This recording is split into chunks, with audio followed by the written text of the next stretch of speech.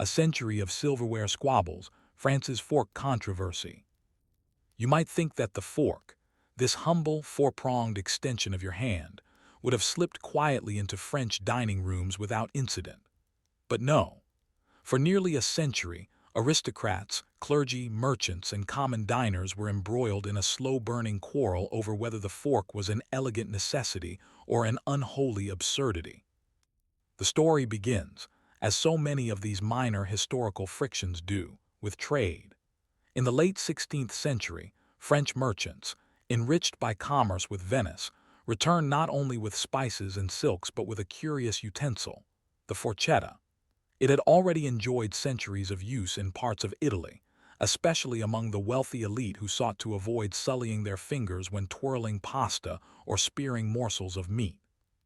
For the French, whose dining culture revolved around bread as a primary eating tool, the fork felt unnecessary. The knife did the heavy work, bread managed the rest. Hands washed before and after were entirely acceptable for moving food from plate to mouth. But among the aristocracy, novelty carried currency. Soon, a few noble families began to set forks at their tables, if only as conversation pieces. This was not without controversy. The Church, which wielded immense influence over moral behavior, viewed the fork with suspicion. Some clerics considered it an effete affectation, a symbol of vanity and excess. After all, God had given man fingers. Why replace them with metal tines? Theologians muttered about divine intent while peasants muttered about nobles who could no longer touch their own bread. By the early 17th century, the fork had acquired a reputation as a marker of wealth and sophistication, but also of pretension. A dinner invitation to the Hôtel de Sully or the Hôtel de Rambouillet might present you with an opportunity to use one. If you were not accustomed, you faced the quiet humiliation of fumbling with the thing while others, practiced and poised, speared morsels without effort. French chroniclers of the time recorded both amusement and disdain. One Parisian diarist in 1624 noted, "I attended supper with the Duc de Nevers, whereupon all courses were accompanied by the two-pronged Italian fork. I found the device unnecessary, as bread sufficed to convey the food. Yet certain ladies seemed taken by it, as if it were a jewel." The Italian fork had only two prongs, designed more for spearing than scooping. Its awkwardness gave detractors ample ammunition. The Duke of Anjou was famously quoted as saying, "A man who cannot hold meat with bread is no man at all." Such statements were not only jabs at the utensil, but also at the perceived decline of traditional French masculinity. Still, the fork spread slowly. The court of Louis XIII tolerated its presence but did not standardize it. At banquets, you might find forks laid out for certain courses, particularly those involving slippery or sauced foods. In these moments, forks found their defenders. One courtier, defending his use of the utensil, argued, "It keeps the sauce upon the meat, rather than upon the shirt." Outside the palace, however, adoption was slower.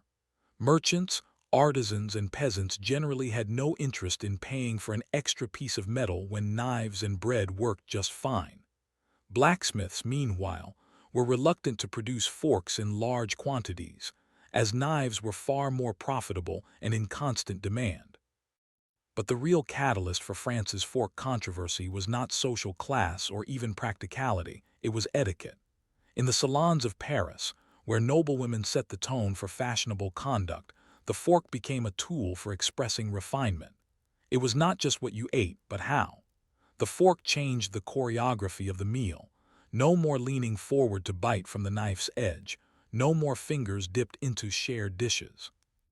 The fork allowed for smaller, more deliberate bites, an evolution in table manners that appealed to some and appalled others. This shift in dining ritual did not happen overnight. For decades, fork users and fork avoiders dined together, sometimes at the same table. The unspoken rivalry between the two camps created an undercurrent of tension at aristocratic suppers. Imagine sitting across from someone who refuses to touch their food with bare fingers, while you find the fork awkward and unnecessary. Such differences, small as they seem, can become symbolic of deeper cultural divides. By mid-century, even the monarchy could not ignore the debate. Louis XIV, a king obsessed with ceremony and order, recognized the fork's potential to shape dining etiquette at Versailles.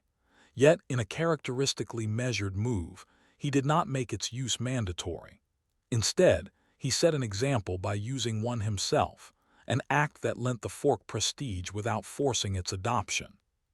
Still, the fork remained rare outside aristocratic circles. Rural France was not impressed by courtly trends. In villages, where meals were hearty and utensils scarce, the idea of adding a second eating implement seemed absurd. Bread continued to serve as knife, spoon, and plate.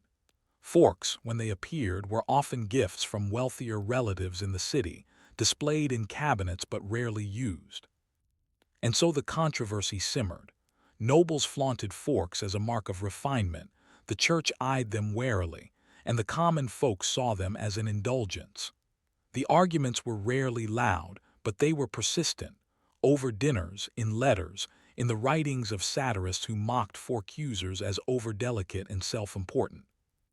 It is here, in the 1660s, that the fork's fate in France seemed poised to change.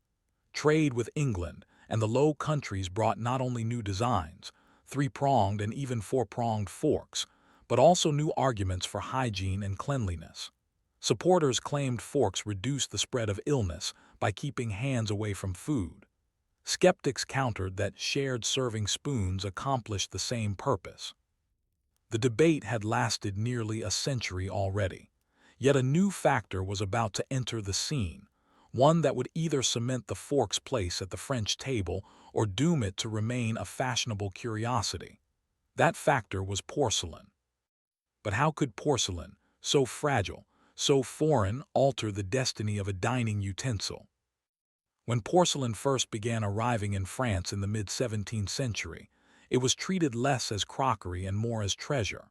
Imported primarily from China via the Dutch East India Company, each cup, plate, or bowl was a display of wealth as potent as jewels or tapestries. To place food upon porcelain was not merely to serve dinner, it was to stage a performance of status. But porcelain had a vulnerability. It chipped easily under the blunt edge of knives. And here is where the fork's defenders saw their opportunity. They argued that using forks would protect these delicate, costly plates from unsightly marks or damage. Bread, while soft, left crumbs, knives left scratches, fingers left smudges. The fork, on the other hand, was the perfect complement to the fragile elegance of porcelain dining sets. By the 1670s, porcelain had become a fixture of elite Parisian dining rooms. Louis XIV himself acquired a famous collection at the Château de Vincennes, later expanded at Versailles. Visitors to the royal table noted that forks and porcelain often appeared together, as if one demanded the other. In the eyes of the fork's advocates, this pairing transformed the utensil from a mere curiosity into a tool of preservation and elegance. The connection between porcelain and forks was not merely practical, it was deeply symbolic. Porcelain's whiteness, its smoothness, its fragility all aligned with the emerging ideal of the civilized table, where dining was no longer just about consuming food, but about demonstrating refinement. A man who used a fork was not simply eating, he was engaging in an act of cultured restraint. Yet the opposition remained fierce. Critics saw the fork as a symptom of over-refinement, a sign that France's nobility had become too concerned with appearances. Pamphleteers lampooned fork users as people who would sooner starve than touch their food. The satire sometimes bordered on the absurd. One popular cartoon showed a nobleman trying to eat soup with a fork, his lap soaked in broth, while a peasant behind him simply lifted the bowl to his mouth. The church still maintained its moral objections. Although no official condemnation was issued, sermons occasionally included veiled references to unnatural dining practices. One 1681 preacher warned against tools that distance man from the bread of life, a phrase widely interpreted as a jab at the fork. In the countryside, forks remained rare. Rural artisans who attempted to produce them faced limited demand. A farmer's wife in Burgundy might receive one as a wedding gift, only for it to remain in a drawer for years, brought out only when visiting relatives from Paris arrived. Travelers' journals from the era record the awkwardness of urban visitors expecting forks in provincial inns, only to be handed a knife and a hunk of bread instead. Yet in cities, change was coming. The rise of the professional chef, especially in Paris, brought a new emphasis on plated presentation. When a dish arrived arranged with care, a slice of meat precisely placed beside a delicate garnish, the fork offered a way to eat without disturbing the artistry. Chefs, eager to have their work respected, quietly encouraged fork use among their patrons. There was also an emerging medical argument. Physicians in the late 17th century, influenced by humoral theory and early notions of contagion, began to warn about the dangers of touching food with bare hands. The fork, they suggested, was a healthier alternative. Though these warnings were more speculative than scientific, they provided fork advocates with an additional layer of legitimacy. Still, adoption remained uneven. In the same year, you might find a merchant's banquet in Lyon where every guest used a fork, and a nobleman's hunting lodge in the Auvergne where none did. This unevenness turned the fork into a cultural litmus test. To use one was to align yourself with a certain vision of France, urban, courtly, refined. To reject it was to affirm older, more rustic values. The real turning point came in 1689 with the arrival of a new design, the four-pronged fork. This innovation, imported from England and the Low Countries, made it far easier to scoop and hold food securely. With the extra prongs, peas and small morsels no longer rolled away. For the first time, the fork was not just a symbol of refinement. It was, by many accounts, genuinely practical. The improved fork coincided with another cultural shift, the growing popularity of dining à la Française. This style of service, in which multiple courses were presented simultaneously on the table for guests to serve themselves, encouraged the use of shared dishes. Fork advocates pointed out that this method, combined with the new utensil, reduced the need for touching common food, reinforcing arguments about hygiene and propriety. By the final decade of the century, the fork was no longer a rare sight in Parisian society. It had not yet conquered France, but it had planted itself firmly in the capital's dining culture. In taverns catering to travelers, you might be offered one alongside your knife. In the salons of the nobility, forks were becoming part of the place setting.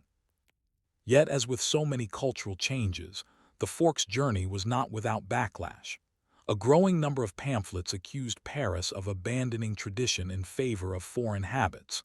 Some critics even argued that the fork was unpatriotic, a Venetian import that undermined French culinary heritage. Others feared it would erode knife skills, which were considered an essential part of masculine dining etiquette. This tension between tradition and innovation, between the rural and the urban, would define the next phase of the fork's history in France. And it would take an unlikely event, a famine, of all things, to finally settle the matter. But how could a shortage of food, of all things, tip the scales in favor of a dining utensil? When famine struck France in the early years of the 18th century, it reshaped far more than the dinner table. It reshaped the way the French thought about eating itself. The harvest failures of 1709, remembered bitterly as the Great Winter, brought food shortages that touched every class. Even the nobility, who were insulated from much of the suffering, found their diets altered by scarcity. Banquets became less extravagant, portions grew smaller. Chefs, constrained by supply, served fewer whole joints of meat and instead prepared dishes cut into delicate servings, stretching expensive ingredients further. This shift in presentation gave the fork a sudden and practical advantage. It allowed diners to manage smaller, more fragile portions without tearing them apart with knives or fingers. In aristocratic households, where etiquette and presentation were paramount, the fork became indispensable almost overnight. A guest fumbling with bread or fingers to capture a morsel of stewed quail risked not only social embarrassment, but also the appearance of wastefulness, an offense during a time of shortage. The fork's association with care and precision aligned perfectly with the frugality now demanded by circumstance. This change trickled downward. Servants, observing their employers, began to use forks themselves, if only to avoid dropping valuable food. In cities, taverns and inns catering to merchants adopted the utensil, both to meet customer expectations and to protect their dishware. The economic reality was simple. Replacing chipped plates was costly, and forks helped avoid it. Still, resistance lingered in the countryside. Farmers continued to rely on bread and knives, regarding the fork as a fussy contrivance of city folk. But even here, change was coming, slowly, almost imperceptibly. Traveling craftsmen, soldiers returning from service, and rural youth working temporarily in the cities brought forks home with them, along with stories of their usefulness. By the 1720s, Paris had fully embraced the fork. Formal table settings now routinely included one for each guest. Manuals on etiquette, such as those by the famed Abbé de Bellegarde, instructed readers on proper fork use. The advice was meticulous. Never spear food with a stabbing motion. Never use the fork to scrape a plate. Always hold it with the tines curved down when cutting and eating. The fork had moved beyond being a novelty. It was now a tool with its own code of conduct. This etiquette transformed the fork from a mere instrument into a social signal. To use it correctly demonstrated not only refinement, but also familiarity with the latest customs of the elite. A person who mishandled a fork revealed themselves as provincial, untrained, or, worst of all, unaware.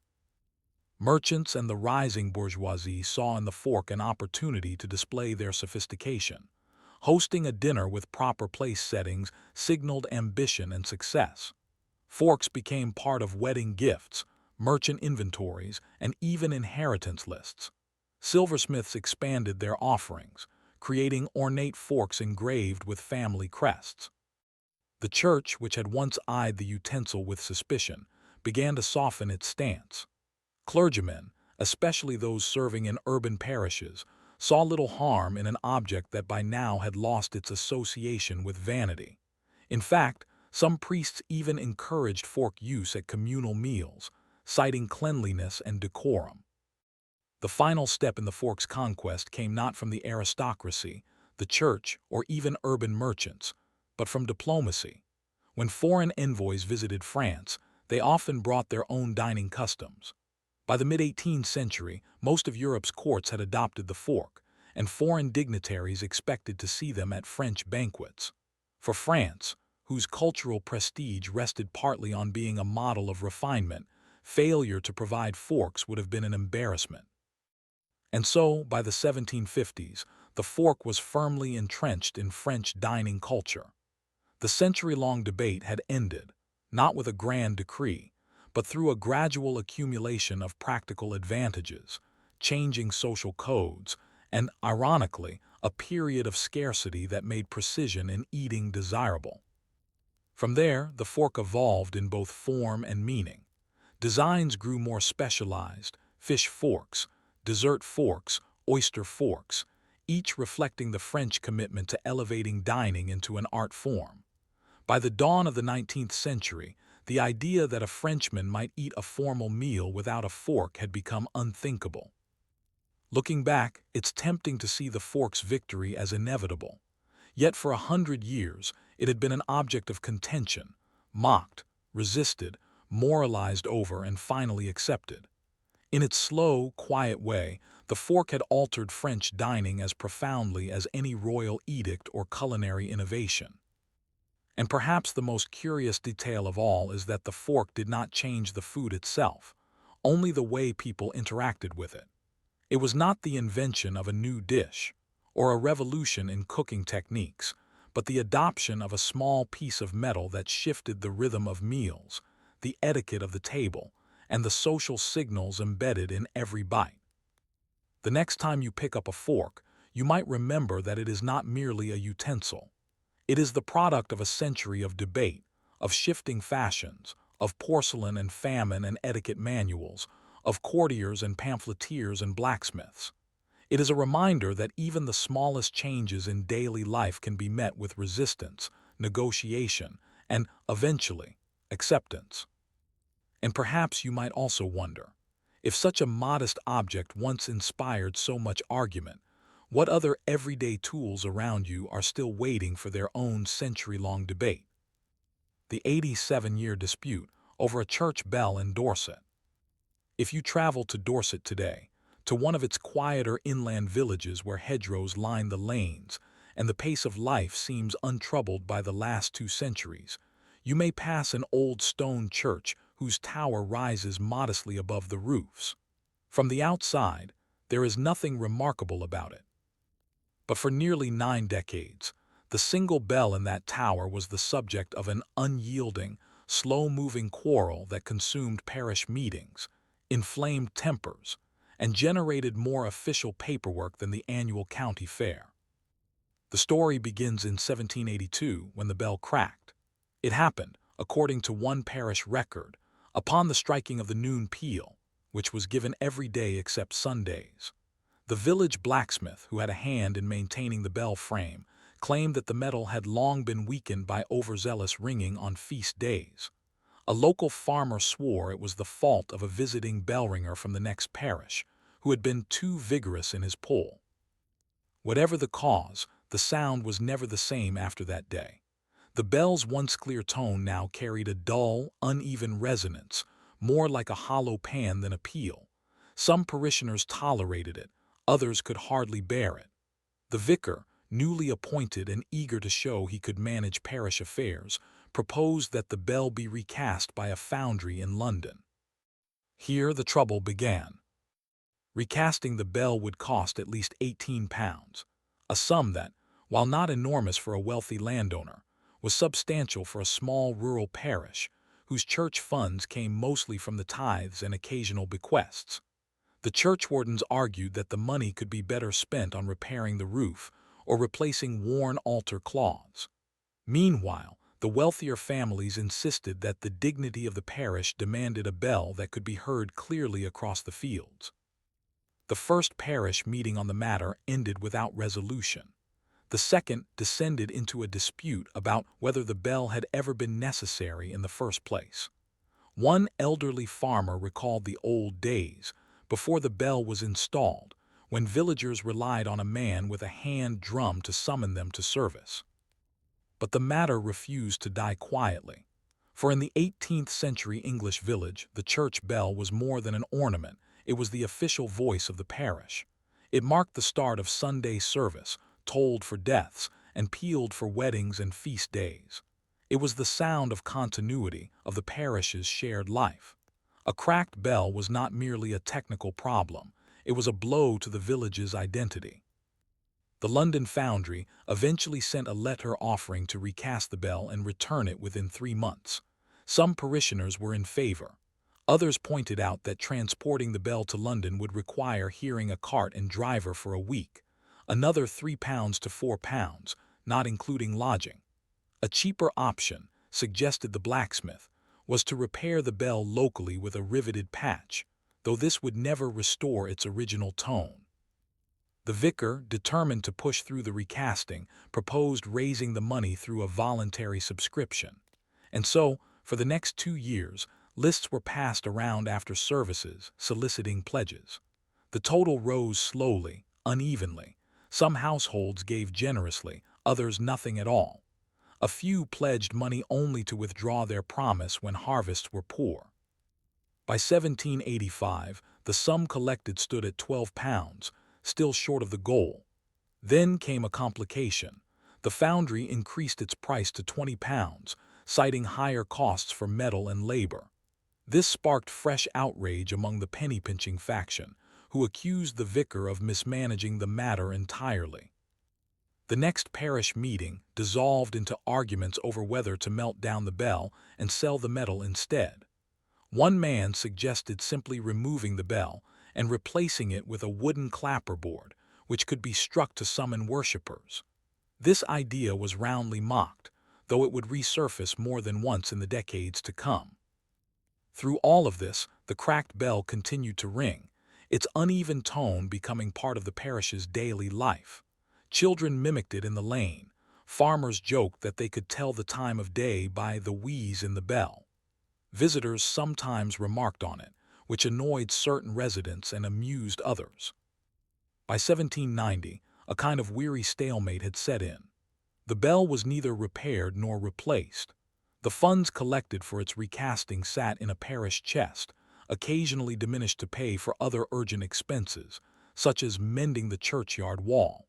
The vicar, having failed to unite his flock on the matter, focused his attention on less controversial tasks, though the bell still tolled faintly above him at every service. And yet the dispute was not gone. It lingered like a low hum beneath village life, ready to resurface whenever a new vicar, churchwarden, or generous benefactor appeared. Over the next 30 years, that hum would grow louder and quieter by turns, driven by changing fortunes, personalities, and the stubborn belief that the matter could, somehow, be settled once and for all. But the real spark that would reignite the quarrel came in the form of an unexpected bequest from a woman who had never once been known to speak kindly of the church. And why would a woman so famously indifferent to parish affairs leave money for the bell she despised? In 1821, a funeral brought nearly the entire village to the churchyard.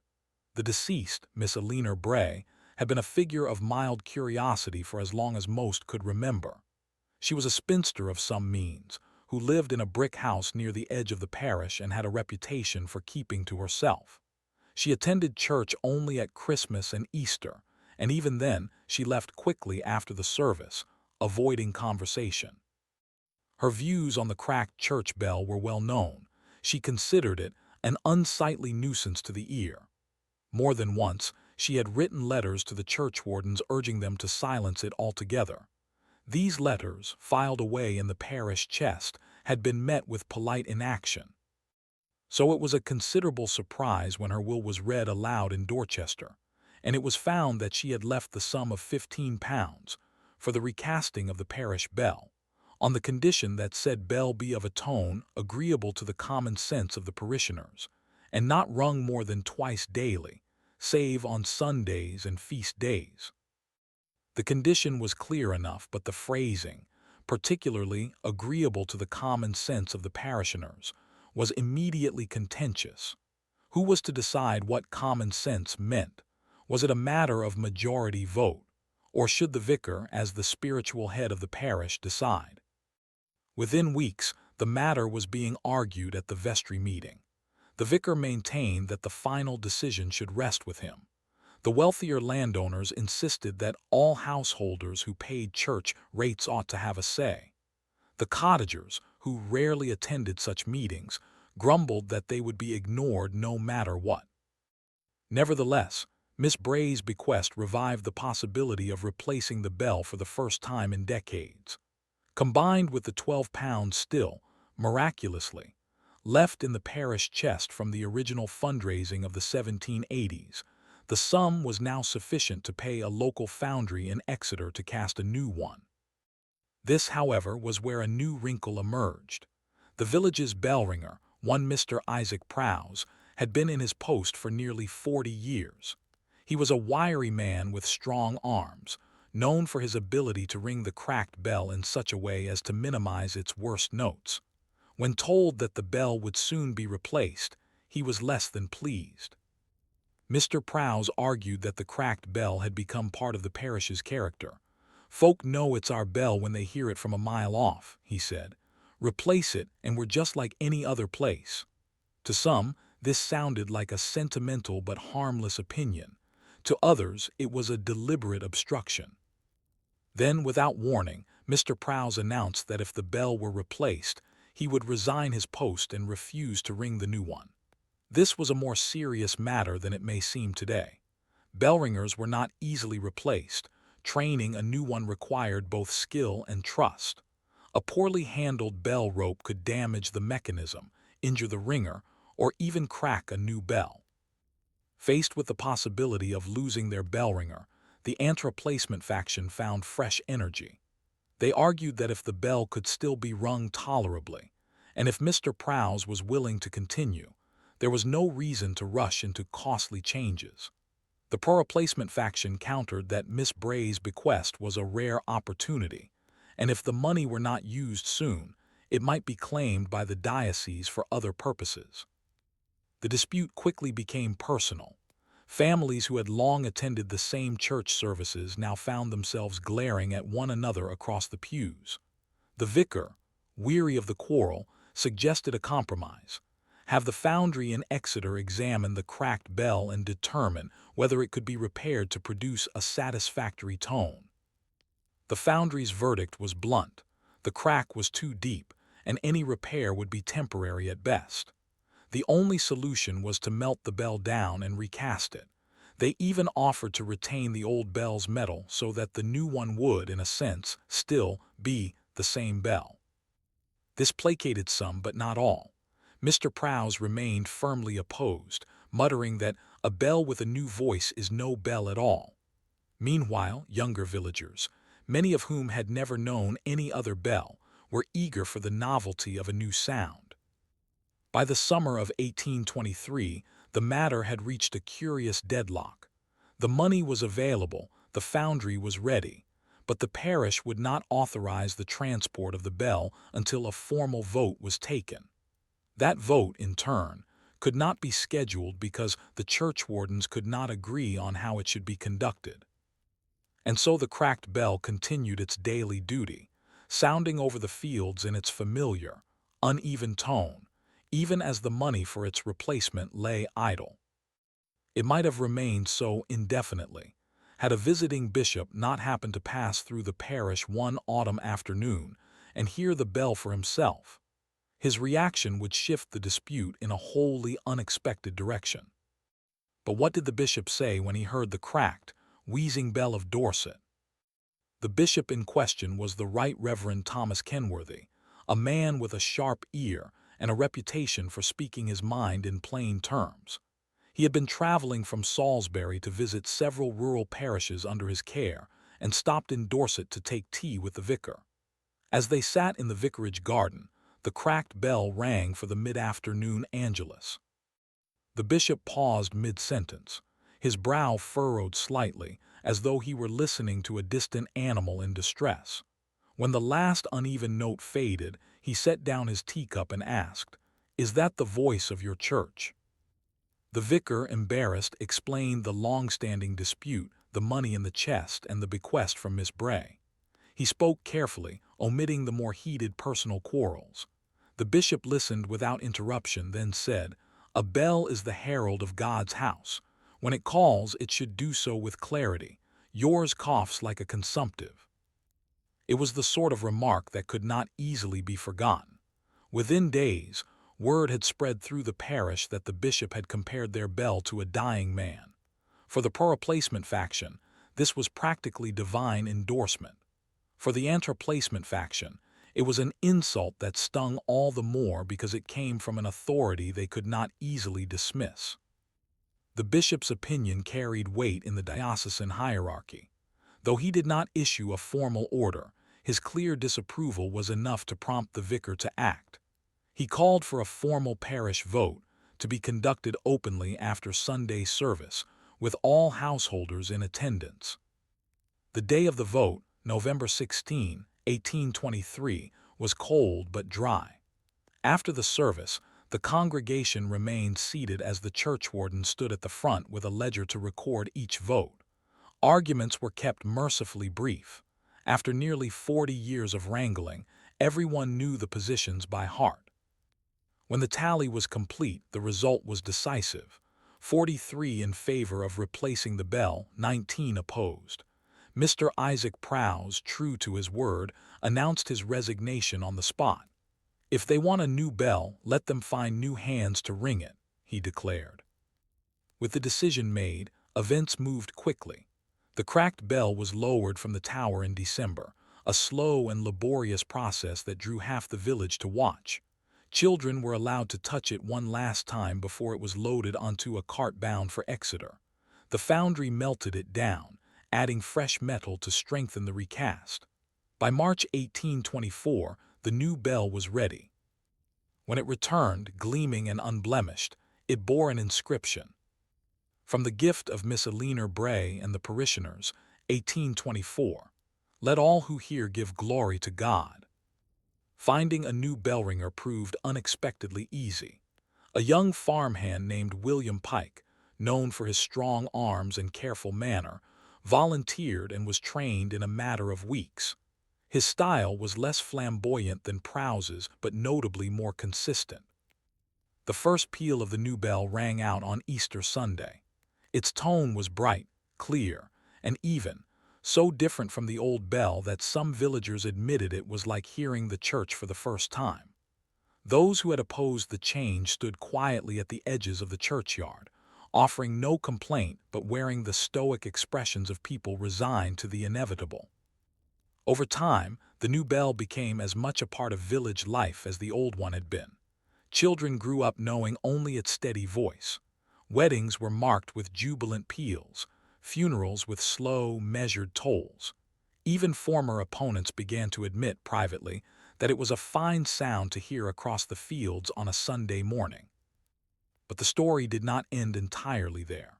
The cracked bell's memory lingered in local folklore. Old men in the 1860s would still speak of the wheezy bell and how it had once divided the parish for a lifetime. And in a curious way, the quarrel became a kind of shared history, a reminder that the village had survived not just harvest failures and hard winters, but also the slow grind of disagreement that can last longer than the people who started it.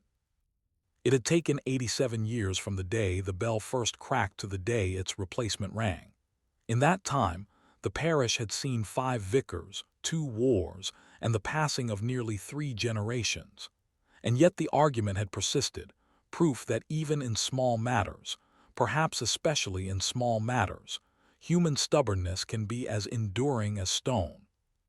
If you stand in that churchyard today, you can still hear the bell, ringing much as it did on that Easter morning in 1824. It is easy to forget, listening to its steady voice, that it once divided neighbors for nearly a century. But perhaps that is the point. The disputes of the past, no matter how consuming at the time, eventually become just another part of the village's long, slow story. And it leaves you wondering, of all the quarrels in our own time, which ones will be remembered as vital, and which will be remembered as just another tale of a bell that wouldn't ring. How the post office took 53 years to approve a mailbag design. In the long corridors of Britain's General Post Office in the early 19th century, decisions were rarely made in haste. Letters moved more swiftly across the country than administrative approvals did across certain desks. Among the most peculiar examples of this slow-moving bureaucracy was the saga of the mailbag redesign, a process that began in 1814 and would not reach final approval until 1867. The story begins in a period when the mail was already a point of national pride. The postal system, built on a network of coaches, riders, and way stations, was considered among the most reliable in Europe. But the mailbags themselves were a constant nuisance. Made of heavy, untreated leather, they were durable but unwieldy. In winter they stiffened. In summer they sweated and stank.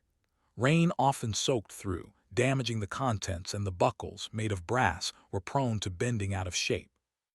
It was a postmaster in the small market town of Marlborough, Wiltshire, who first suggested a change. In December 1814, Postmaster Henry Wilkes sent a letter to the General Post Office in London proposing that the traditional leather mailbag be replaced with one made of waxed canvas. His reasoning was straightforward. Canvas was lighter, cheaper, and when treated with wax, far more resistant to rain. He had even commissioned a local sailmaker to produce a prototype, which he sent along with his letter. The prototype, however, did not reach London until March 1815, delayed by the winter snows and a series of diversions in the coaching schedule. By the time it arrived, the assistant surveyor in charge of mail equipment had been reassigned to Scotland, and the bag sat unopened in a storeroom for 6 weeks. When it was finally examined, the initial report was encouraging. The bag was indeed lighter and easier to handle than the leather version. But before any decision could be made, the matter was referred to the Materials Committee, a body that met only 4 times a year and whose agenda was always full. The committee added the mailbag proposal to its docket for the following autumn. This set the tone for the next 5 decades. In 1816, the Materials Committee recommended further testing. 3 of the new canvas bags were distributed to post offices in Bristol, York, and Exeter for a 6-month trial. The results were mixed. Bristol reported excellent durability. York complained that the seams split when the bag was overfilled. Exeter claimed that mice had gnawed through the canvas, which had never happened with leather. The committee decided to consider the matter further, which in bureaucratic terms meant postponing any real decision. By 1820, the prototype bags were still in occasional use, but no further orders had been placed. Then came the question of security. Critics argued that leather, being tougher to cut, offered more protection against theft. Waxed canvas, they warned, could be slit open with a penknife in seconds. Proponents countered that the addition of a stronger lock and reinforced throat could solve the problem. This sparked another round of correspondence, reports, and subcommittee meetings, each of which seemed to generate more paper than progress. By the mid-1820s, the matter had grown oddly political.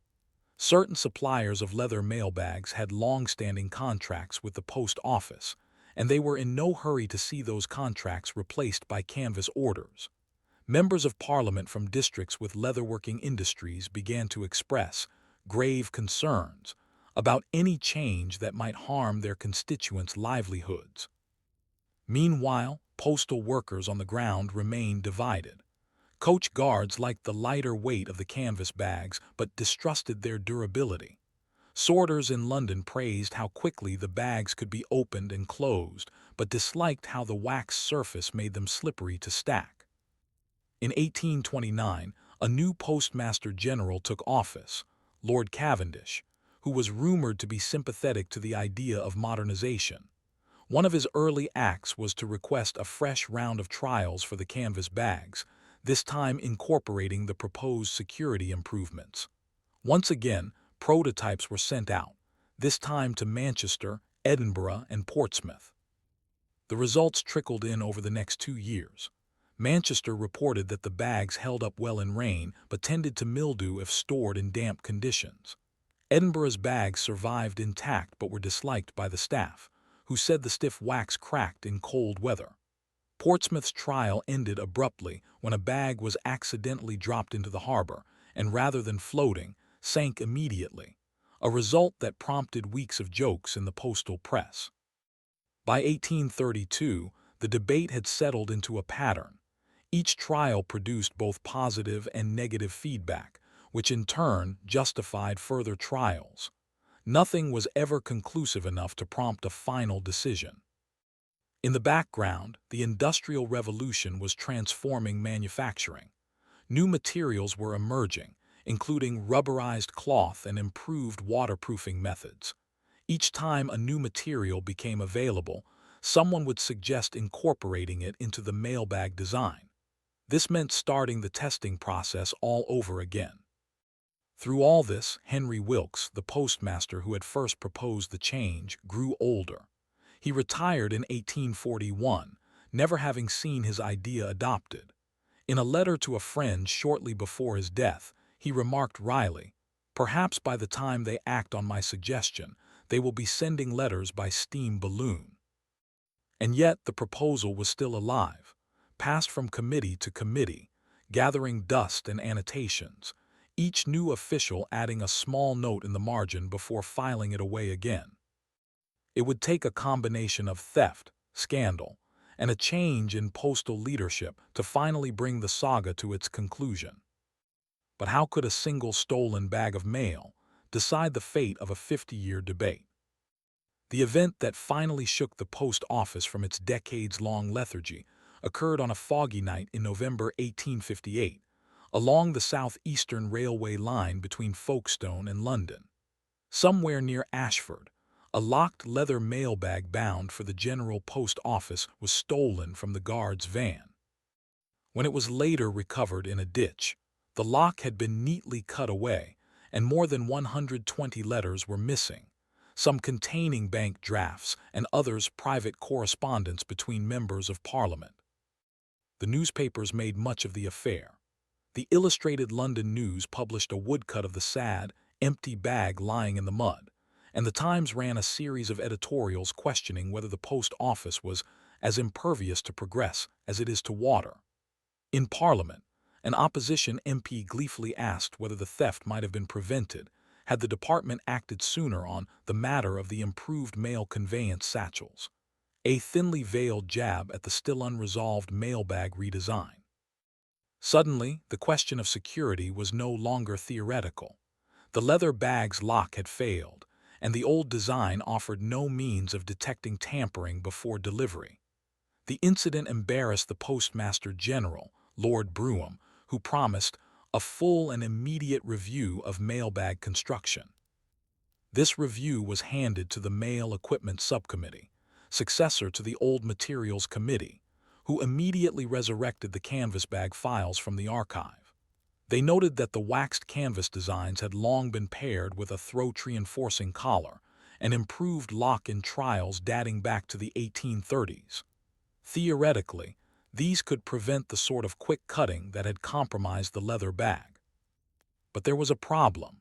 The theft had also made the post office a target for lobbyists. Leather suppliers quickly circulated pamphlets warning that canvas bags would be an open invitation to rogues. They sponsored editorials in provincial papers suggesting that canvas could be burned through with a simple candle flame, an allegation that was later tested and found mostly false, though it made for good scandal.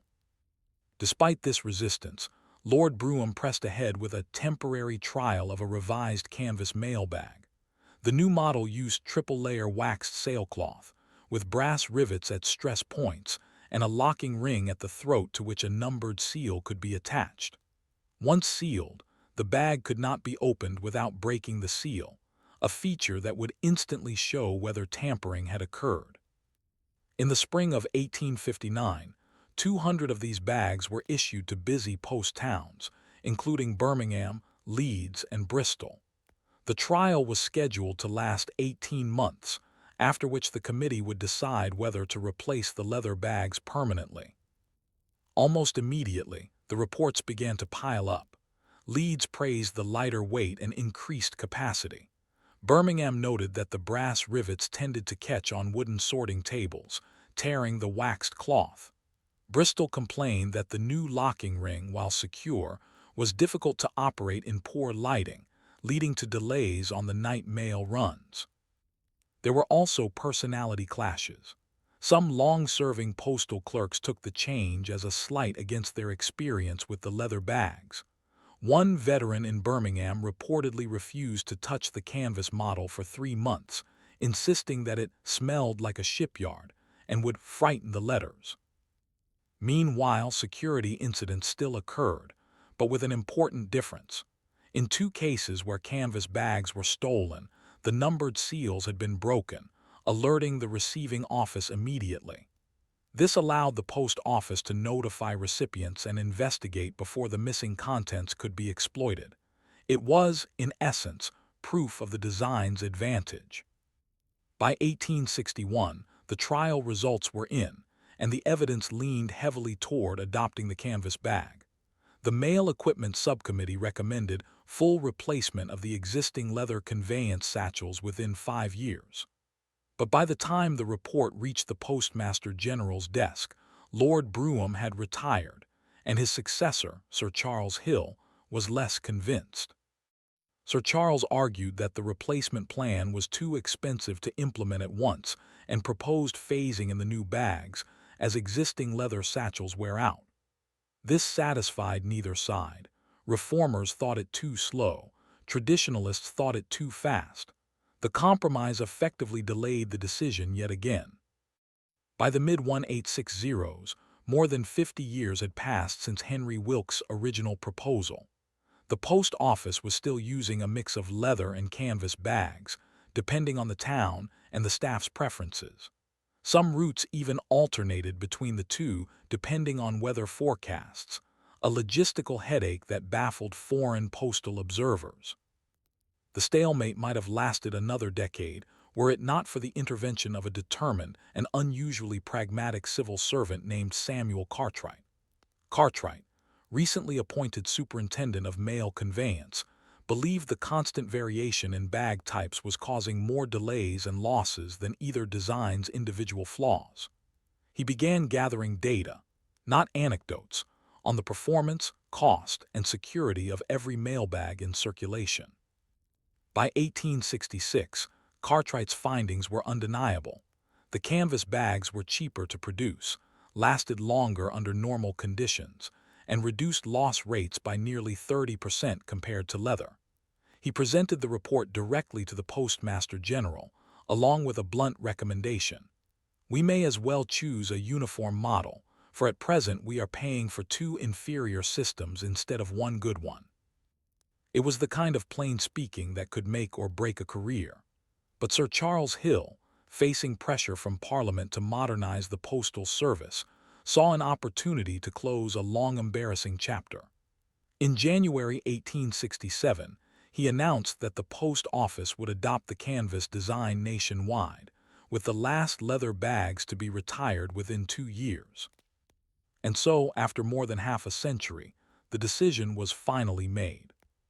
Yet even in victory, the canvas bag would face one last, strangely symbolic challenge, a farewell ceremony for the leather bags that nearly rekindled the entire debate.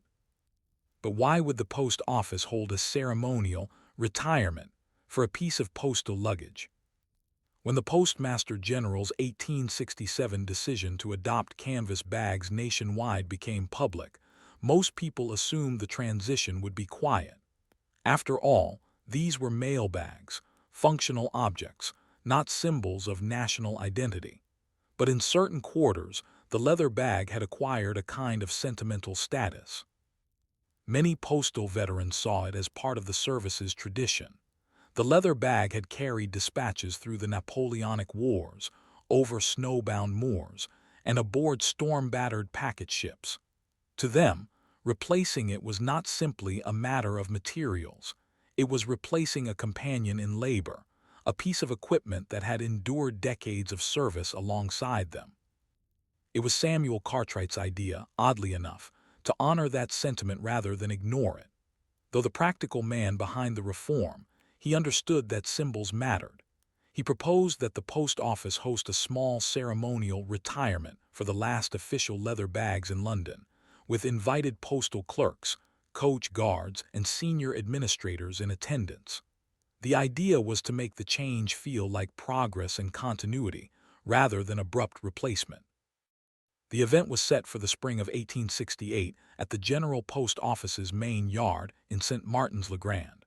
Two of the oldest leather mailbags still in service, one from the Dover run, the other from the Edinburgh route, were brought in for the occasion. Each bore the marks of decades of hard use, scuffs deep enough to catch a fingernail, polished brass buckles dulled from constant handling, and faded stenciling nearly rubbed away by years of contact with uniforms and cart floors. The farewell ceremony drew more attention than expected. Several London newspapers sent reporters, treating it as a quirky human interest story. Former postal employees attended of their own accord, some bringing family members to witness the end of an era. Cartwright opened with brief remarks, acknowledging the service and reliability of the leather satchels. He recalled incidents where bags had been recovered from floods, railway accidents, and even a coach fire with their contents intact. Then, in a symbolic gesture, the last two leather bags were locked, sealed, and carried to a display case in the post office's small internal museum. It was, by all accounts, a dignified farewell, until a retired coach guard named Mr. Albert Finch stood up and delivered an impromptu speech. Finch, who had served the Dover run for 30 years, declared that the leather bag would have lasted another 30 if it were not for meddlesome men with their paper reports and their newfangled cloth contraptions. His remarks drew a smattering of applause from the traditionalist faction in the crowd. Before anyone could intervene, a serving postal clerk countered loudly that the leather bags stank like a tannery in summer and leaked in the rain like a sieve. The exchange sparked a few more back-and-forth shouts, mostly good-natured but tinged with the same stubbornness that had fueled the half-century debate.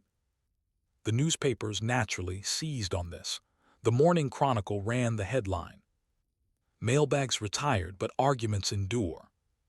Despite the minor outburst, the changeover proceeded. Over the next 2 years, the last leather bags were replaced in provincial towns and rural post offices. Canvas bags, lighter and cheaper, became the standard sight slung over the shoulders of postal runners and guards. Cartwright's data had not lied. The new bags reduced wear and tear costs, and the numbered seal system significantly lowered losses due to theft or tampering. By 1870, the debate had faded from public view entirely. New recruits entered the service having never handled a leather mailbag. And yet in some postal storerooms, the old bags lingered. A few were kept as spares, just in case. Others repurposed for holding tools or odd supplies.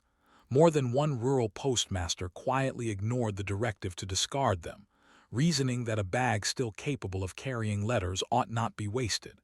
In these corners of the country, leather mailbags were still in use well into the 1880s, though by then they were curiosities rather than standard equipment.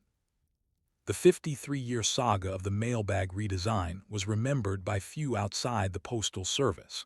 Within the department, however, it became a cautionary tale about the perils of endless committee deliberation. New civil servants heard it told as a sort of wry fable, the story of how a proposal from a small-town postmaster outlived him by a quarter century before finally becoming policy. As for the leather bags in the Post Office Museum, they remained on display for decades. Visitors could read their labels and trace the fatting seams, a tangible link to a time when change moved not at the speed of trains or telegraphs, but at the speed of minutes taken, reports written, and meetings postponed. And perhaps that was the lesson, if there was one at all. Progress, even in the smallest things, can be slowed by habit, loyalty, and the simple comfort of the familiar.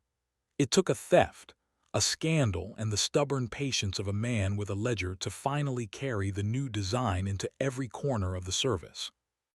If you handle a canvas mailbag today, or its modern descendants, you might not feel the weight of that history. But it is there, in every seam, every rivet, every lock that seals a letter inside. A reminder that even the most ordinary tools are shaped not only by necessity, but by the long, winding path of human agreement. And it leaves one to wonder, what present-day temporary trials might still be running quietly 50 years from now? The great imperial paper size argument in 19th century Britain. In an age when Britain measured its global reach in miles of telegraph wire, tons of coal, and the number of red pins on a map of the empire, it might surprise you to learn that one of the longest-running disputes in the civil service concerned something as mundane as the size of a sheet of paper. By the early 1800s, British government offices used a bewildering variety of paper sizes. There was foolscap, pot, demi, medium, royal, super royal, and double demi, each with its own exact measurements, and each subtly different depending on whether it was ordered from a London stationer, a Glasgow mill, or an East India Company supplier. Some sheets had watermarks, others had deckled edges, still others were machine-cut and trimmed. The cost varied wildly, and clerks often found themselves folding or trimming documents to fit into ledgers or envelopes. The trouble came to a head in 1817, when the Colonial Office, the Admiralty, and the War Office attempted to exchange maps and dispatches on the same scale. The paper sizes used in each department differed just enough that none of the documents could be bound together without cutting margins or mounting them on larger sheets. This led to a series of irritable memos, one of which declared that the present chaos of paper dimensions is wasteful, unsightly, and productive of errors. The first recorded attempt at reform came from Sir Thomas Denham, a methodical undersecretary in the Treasury. He proposed that all government offices adopt a single standard paper size for correspondence and record-keeping, imperial foolscap, measuring 13 by 8 inches. His reasoning was simple.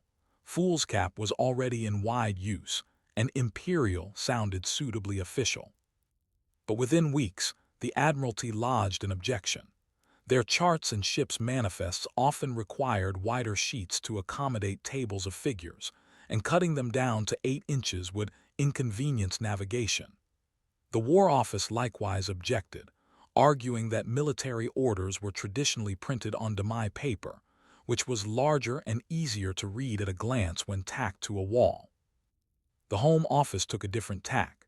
They supported the idea of standardization but suggested that their preferred size, royal paper, 20 by 25 inches, should be the standard on the grounds that one can always cut a large sheet to a smaller size, but never the reverse. This, in turn, drew a sarcastic reply from the post office, pointing out that larger sheets meant higher postage costs, as letters were charged by weight. Faced with immediate dissent from nearly every major department, Denham's proposal was quietly set aside. Over the next 2 decades, the issue resurfaced intermittently, usually when a department's paper stock ran low, and the procurement officers asked whether they might take the opportunity to bring their supply into harmony with other offices. But harmony never came.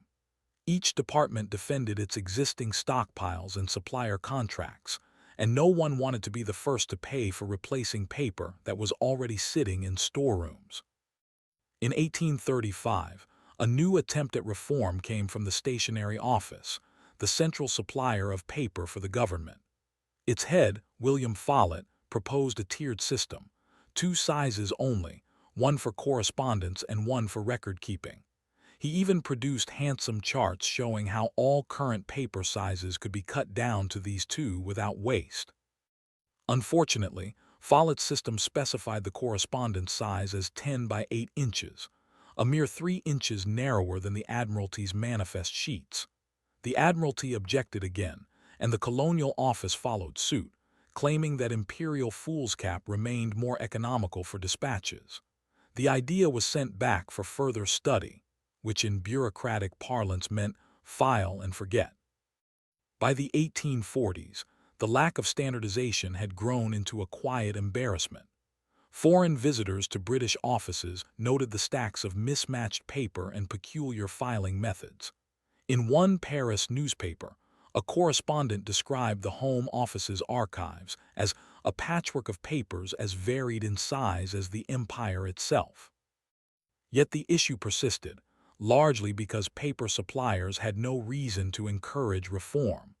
They profited from printing in multiple sizes and keeping separate stock for different departments. Some mills even offered exclusive sizes to specific offices, locking them into long-term contracts.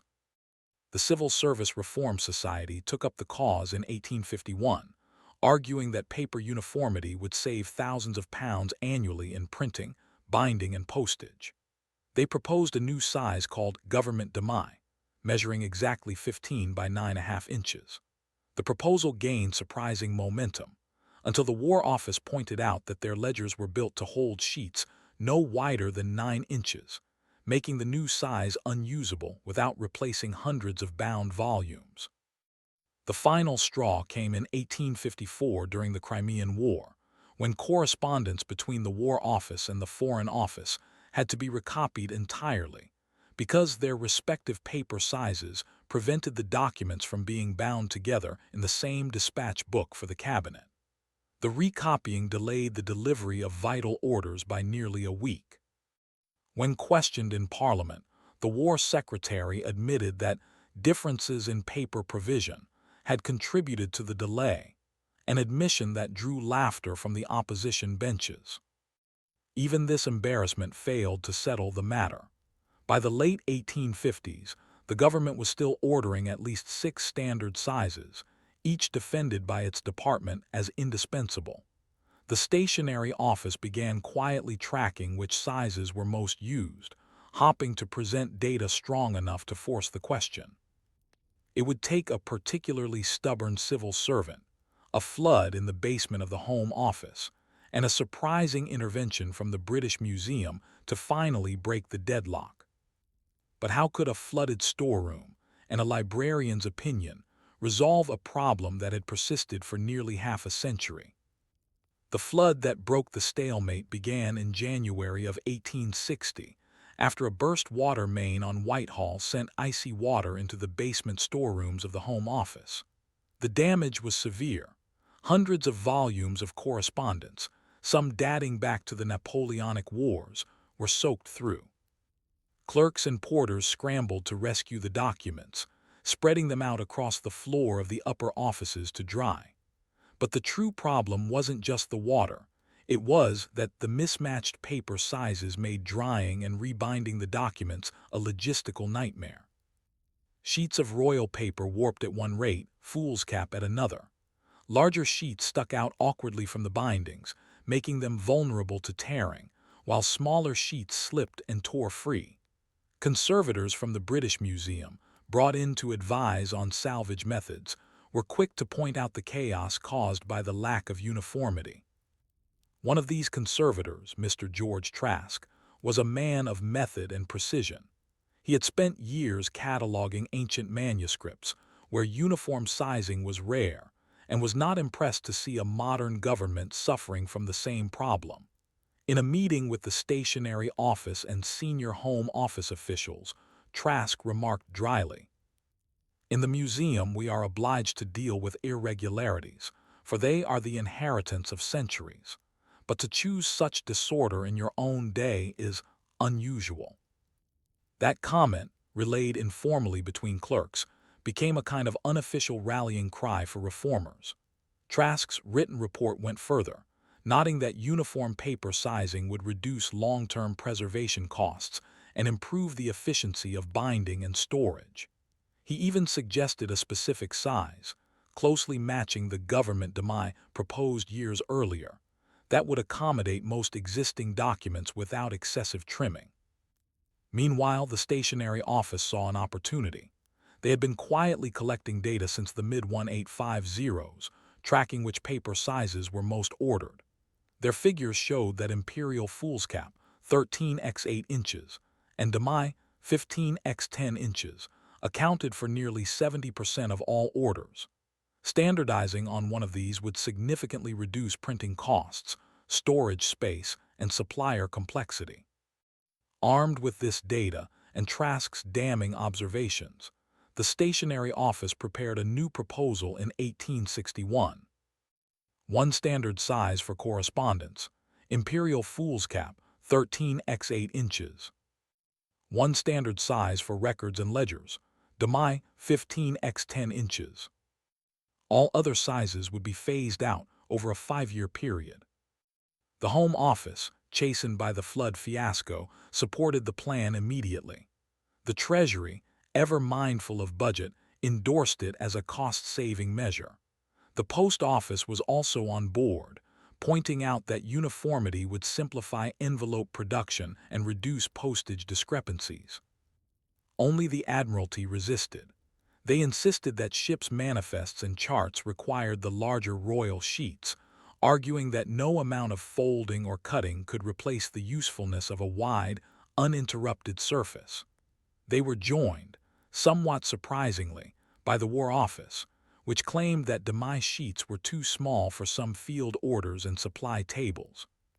For months, meetings between departments turned into what one clerk described as a parade of maps and tables. Admiralty officials unfurled wide charts on committee tables, daring reformers to fit them into a foolscap or demi frame without losing crucial information. War Office staff produced supply manifests with columns of figures running right to the edge of royal paper, as though each sheet had been designed to prove their point. In the end, the reformers made a strategic concession. The Admiralty and War Office could retain royal paper for internal use, but all interdepartmental correspondence and records would have to conform to the two standard sizes. This compromise allowed the proposal to pass without alienating two of the most stubborn offices in government. In 1862, the Treasury issued the formal directive, and the Stationery Office began implementing the change. For the first time, there was a real timeline for eliminating the older, odd sizes. Departments were encouraged to use up existing stock but forbidden to reorder non-standard sizes except for approved special cases. Still, adoption was uneven. Some offices embraced the new system immediately, while others continued to squirrel away old paper in cupboards just in case. Clerks who had spent decades writing on one size grumbled about the change in margins. Even the British Museum's Trask noted, with some resignation, that uniformity is a slow art when practiced by committees. Yet by the mid-1860s, the tide was clearly turning. Interdepartmental correspondence began arriving in consistent formats, and the piles of mismatched sheets in filing rooms slowly disappeared. Printers reported lower costs from longer production runs, and binders found their work faster and less wasteful. But the reform was not complete until a final, symbolic gesture in 1869, when a certain stubborn department made a public display of compliance that was half victory, half theater. And which department would choose to stage a ceremony for something as dry as adopting a paper size? In the winter of 1869, the Admiralty, long the most vocal opponent of the new paper size standards, finally bowed to the inevitable. The interdepartmental directive had been in force for 7 years, and nearly every other branch of government had adjusted. Even the War Office, after much muttering, had accepted that correspondence to other departments should be in imperial foolscap or demi. The Admiralty, however, had clung to royal paper for as long as possible. Officially, they cited the special needs of naval charts and manifests. Unofficially, it was pride. The Royal Navy was the senior service, and it did not take kindly to being told what size paper it could use. When the final internal audit showed that the Admiralty was spending nearly 15% more than other departments on printing and binding because of its oversized sheets, the Treasury decided enough was enough. In a tersely worded memo, it informed the Admiralty that its next year's stationery budget would be reduced unless it adopted the standard sizes for all interdepartmental communications. Faced with this financial reality, the Admiralty's senior clerks devised a curious plan. If they had to give up their royal paper, they would do so publicly, and with ceremony, so that no one could say they had been dragged quietly into compliance. And so, in February 1869, the Admiralty invited representatives from the Stationery Office, the Treasury, and the Home Office to what the invitation described as a formal transition to the government standard of paper size. The event was staged in the Admiralty boardroom, a long chamber paneled in dark wood and lit by tall windows overlooking Whitehall. At the head of the table sat a stack of freshly cut imperial foolscap sheets, each stamped with the Admiralty's crest. At the other end sat an equally tall stack of royal sheets, thick, wide, and faintly yellowed from storage. Rear Admiral Sir Charles Whitcomb, presiding over the proceedings, opened with a speech that was equal parts satire and sincerity. For centuries, the Royal Navy has guarded the shores of Britain, projecting her power across the globe. Today, we mark another chapter in that proud history, the surrender of 3 inches width and 5 inches height in the service of interdepartmental harmony. There was polite laughter from the visitors, though the Stationery Office delegation looked faintly uncomfortable. Sir Charles then invited a junior clerk to bring forward the first official Admiralty letter written on the new size. It was a routine notice to the War Office concerning supply contracts, but it had been copied out in an immaculate copperplate hand, signed, and sealed in front of the assembled witnesses. The clerk then folded it neatly, slid it into an envelope that, fittingly, matched the new size exactly, and handed it to the Home Office's representative. With that symbolic act, the Admiralty declared itself in compliance. The next part of the ceremony was less symbolic and more theatrical, the decommissioning of the last stock of royal paper for correspondence.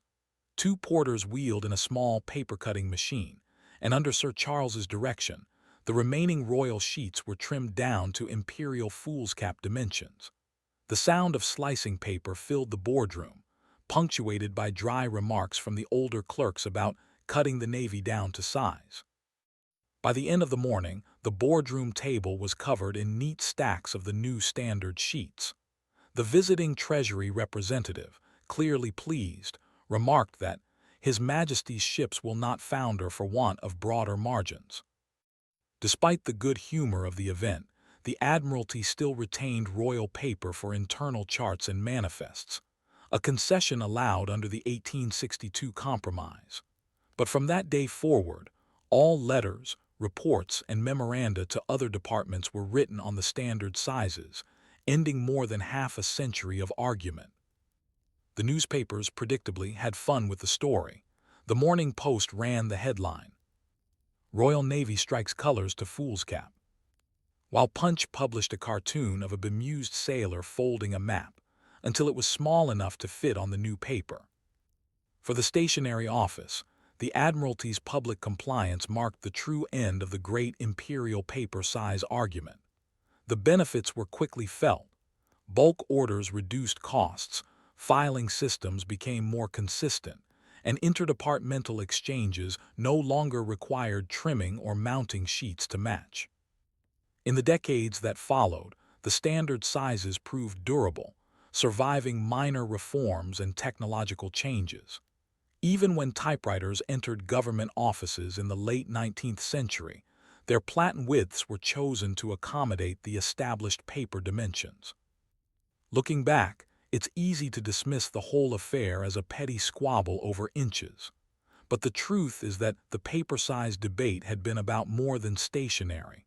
It was about departmental autonomy, tradition, and the slow, often reluctant process of standardization in a sprawling bureaucracy. And perhaps the most telling detail is this. Long after the change, some Admiralty clerks kept a few sheets of royal paper hidden in desk drawers for special occasions. They rarely admitted why, but it's easy to imagine the reason. In a world of measured margins and neat conformity, a little extra space must have felt like a luxury worth keeping. It leaves one wondering, what present-day standards born of compromise and committee will be ceremonially adopted with similar reluctance a century from now? Why it took 112 years to decide how to salt fish in Sweden. In the late 18th century, Sweden's economy was tied as firmly to the sea as its fishing boats to their harbors. Herring, in particular, was not just a staple of the diet, but a pillar of the export trade. Barrels of salted herring left the west coast ports for the Baltic, Britain, and the Low Countries in quantities large enough to feed armies and fill municipal coffers. Yet for all its importance, there was no single standard for how herring should be salted before shipment. Each coastal town had its own method, and even within towns, salters differed. Some packed the fish tightly in brine, others layered them with coarse salt, and still others used a combination, adjusting the proportions by eye. In 1785, amid complaints from foreign buyers about inconsistent quality, the Swedish Diet passed the first salting ordinance. It was meant to be simple. All export herring must be preserved using sufficient quantity of salt to prevent spoilage for a full year at sea or in warehouse. The problem was in the word sufficient. Merchants in Gothenburg argued that a sufficient amount meant 1 measure of salt for every 3 measures of fish by weight. Salters in the smaller Bohuslän towns insisted that less was needed, especially in cooler months, and that too much salt ruined the flavor. Buyers in Stockholm, who rarely saw the fish until months after it left the coast, pushed for heavier salting to ensure the barrels arrived in good condition. The ordinance included no precise weights or measures, leaving interpretation to local inspectors. This might have worked if the inspectors themselves had agreed, but they did not. Some enforced stricter ratios, Others turned a blind eye to undersalting if the fish smelled fresh at inspection. By the 1790s, disputes over proper salting were clogging the records of coastal courts. Merchants accused rival exporters of cheating by using less salt to save costs, thereby increasing the number of fish per barrel. Accused salters countered that their methods were traditional and produced better-tasting herring. The Crown's Board of Trade attempted to mediate by sending inspectors to study the various methods. In 1798, they returned with a report that avoided any fixed rule, recommending instead that local conditions and customary practice should guide the inspector's judgment. This satisfied no one and effectively left the matter as unsettled as before. The early 19th century brought new complications. The Napoleonic Wars disrupted exports, and with fewer barrels leaving Sweden, competition between exporters intensified. Local guilds of fish salters began lobbying for stricter enforcement of their preferred methods, hoping to gain a competitive edge. Gothenburg's guild argued for an official standard of 1 salt measure to 3 of fish, citing its success in the British market. The Kungsbacka Guild pushed for 1 to 4, claiming it reduced costs and increased palatability. By 1822, the argument had reached the Riksdag again. This time, a committee was formed specifically to address the herring question. After 2 years of deliberation, it recommended a compromise: 1.5 measures of salt for every 5 measures of fish. Unfortunately, this ratio satisfied neither the heavy salters nor the light salters, and enforcement again fell to local inspectors, who continued to interpret sufficient as they pleased. The real sticking point was that barrels were not weighed after packing. They were simply sealed and marked with the inspector's stamp. Once a barrel left the quay, there was no way for a buyer to verify the salt ratio without breaking the seal, something few were willing to do before resale. This allowed disputes to fester across borders. Danish merchants accused Swedish exporters of dishonesty, while Swedes claimed their critics simply preferred oversalted fish. Through the mid-19th century, the argument became a fixture of trade meetings. Every few years, a new proposal for a national standard emerged, was debated, and quietly shelved. The reasons were always the same. No single ratio suited every season, every fishing ground, or every export market. By 1860, the salting debate had lasted 75 years without resolution. It was, as one exasperated Gothenburg newspaper put it, a barrel rolling back down the hill as soon as it is pushed up. And yet in the 1870s, an unexpected development threatened to end the stalemate, not through agreement, but through the slow march of technology. But how could a change in barrel making, possibly, decide the fate of a century-old argument about salt? By the 1870s, Swedish coopers, barrel makers, had begun experimenting with a new design. Traditionally, herring barrels were made of thick staves bound with iron hoops, with seams tight enough to prevent leakage but still breathing, just enough to allow some evaporation of brine over time. The new barrels used thinner, kiln-dried staves and tighter hooping, creating a more rigid container that lost far less liquid. On paper, this was a small technical improvement. Less evaporation meant less chance of brine loss during shipping, which in theory reduced spoilage. But in practice, it complicated the century-old salting debate.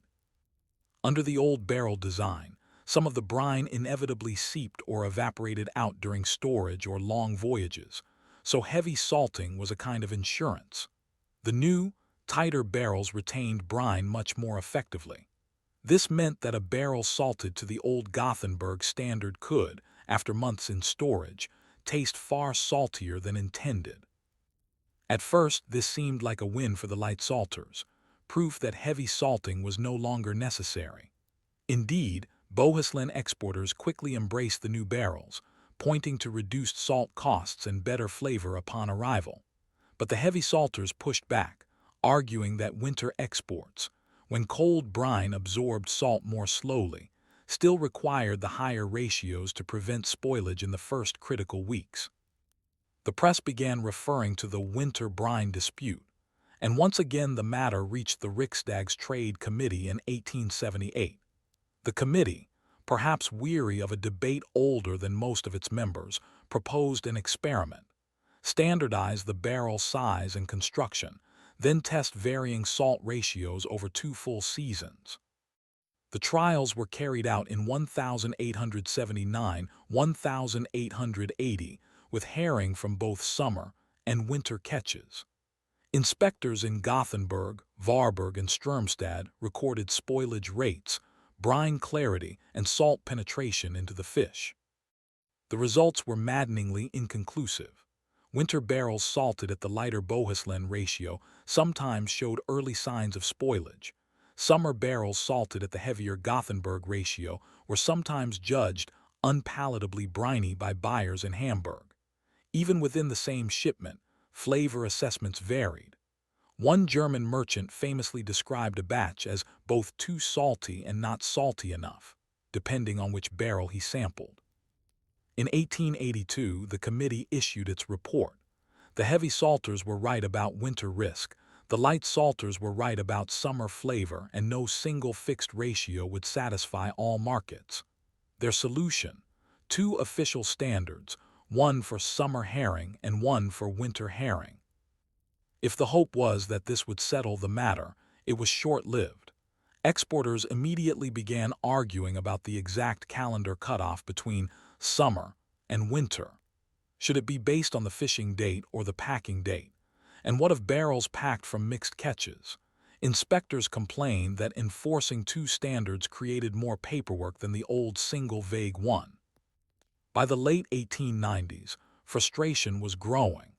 Foreign markets had begun favoring Norwegian herring in part because Norway, after its own brief salting debate, had settled on a fixed national standard in 1886. Swedish exporters feared losing trade unless they could match their competitors' consistency. And yet, the internal squabbles persisted. In 1901, a National Fisheries Congress convened in Gothenburg spent 3 days on the herring salting question without reaching agreement. The official minutes record that on the final day, discussion ceased abruptly due to the hour, with several members yet to speak. It was beginning to seem as if Sweden's salting standard would never be settled, until, in the 1910s, a shift in international food safety laws forced the issue. But why would a regulation from Germany, of all places, finally bring Sweden's century-old salt quarrel to a close? In 1911, the German Empire introduced new import regulations for salted fish, aimed at reducing cases of botulism and spoilage in domestic markets. The rules were blunt and highly specific. Any barrel of salted herring entering German ports had to contain exactly 30 kilograms of fish and 7.5 kilograms of salt, a ratio of 1:4 by weight, verified by inspection at the point of arrival. For Swedish exporters, this was a turning point. Germany was one of their largest customers, buying thousands of barrels each year, and the new rule left no room for the sufficient vagueness that had governed Swedish law since 1785. If the barrels didn't match the ratio, they would be rejected outright or sold at a steep discount. The Bohuslän light salters saw this as vindication. The German ratio was close to their own preferred summer salting levels, and they argued that Sweden should simply adopt the German standard across the board to avoid confusion. The Gothenburg heavy salters, however, bristled. They claimed the German rule was based on northern European climate conditions and ignored the realities of long winter storage for exports to markets further afield, such as Russia and the Mediterranean. The Swedish Board of Trade, recognizing that exporters couldn't practically maintain separate salting ratios for different countries, called an extraordinary session in Stockholm in early 1912. Representatives from fishing towns, cooper guilds, merchant associations, and even foreign buyers were invited. The meeting was tense from the start. Day 1 was dominated by technical arguments. Heavy salters produced tables showing spoilage rates in cold weather shipments. Light salters countered with flavor test results from summer barrels. Day 2 was consumed by market analysis. Should Sweden standardize for Germany's demands or keep multiple grades and risk confusion? It was on the third day that the stalemate began to crack. A delegation from Lübeck's fish importers stood up and declared that, for German buyers, consistency mattered more than the exact ratio. They were tired of testing barrels from Sweden and finding unpredictable salinity. Norway's uniform standard had won them market share precisely because buyers always knew what they were getting. This, more than any argument from Swedes themselves, shifted the tone of the debate. If Sweden didn't match Germany's specification, the Germans warned, they would simply buy more from Norway and Denmark. By the end of the week, the Board of Trade presented a draft proposal.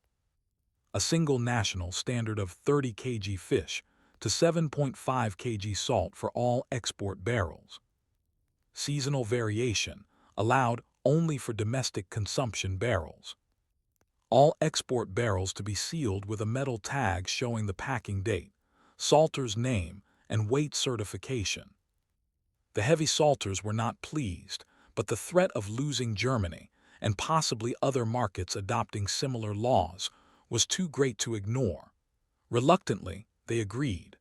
The proposal passed by a narrow but decisive vote in the Riksdag later that year, becoming law in January 1913. And just like that, after 112 years of intermittent quarreling, Sweden had an official, enforceable salting ratio for exported herring. The change had immediate effects. Within 2 years, spoilage claims from Germany dropped by nearly 40%, and Swedish herring regained some of the market share it had lost to Norway. Inspectors praised the clarity of the law, noting that for the first time, disputes over sufficient salt had all but vanished from their reports. Yet in fishing villages, old habits lingered. Some salters continued to produce heavier salted barrels for local buyers who swore they could taste the difference. In Bohuslän, a few old-timers scoffed at the official ratio, calling it the German measure rather than the Swedish standard. In Gothenburg, a handful of stubborn merchants quietly added extra handfuls of salt to winter shipments bound for Russian ports, trusting that those buyers valued durability over legal compliance. Still, the law held. By the 1930s, a new generation of salters had grown up knowing only the standardized measure, and the century-long debate faded into memory. It was remembered mostly as a curiosity, a story told in fishing sheds and coastal taverns about the time when whole towns could argue for years over a handful of salt. And perhaps that's the lesson, that in trade, as in so many other parts of life, good enough is rarely as persuasive as exactly this much. One wonders, though, how many other industries still cling to sufficient, where they could, if forced, settle on a number. The long silence over a library door in Prague. In the center of Prague's old town, tucked between a row of tall, narrow buildings, sits a library whose origins stretch back to the late 18th century. Today it is an unremarkable municipal branch, but for nearly a century it was known for a peculiarity that no one entering could miss. The main entrance was not where it was supposed to be.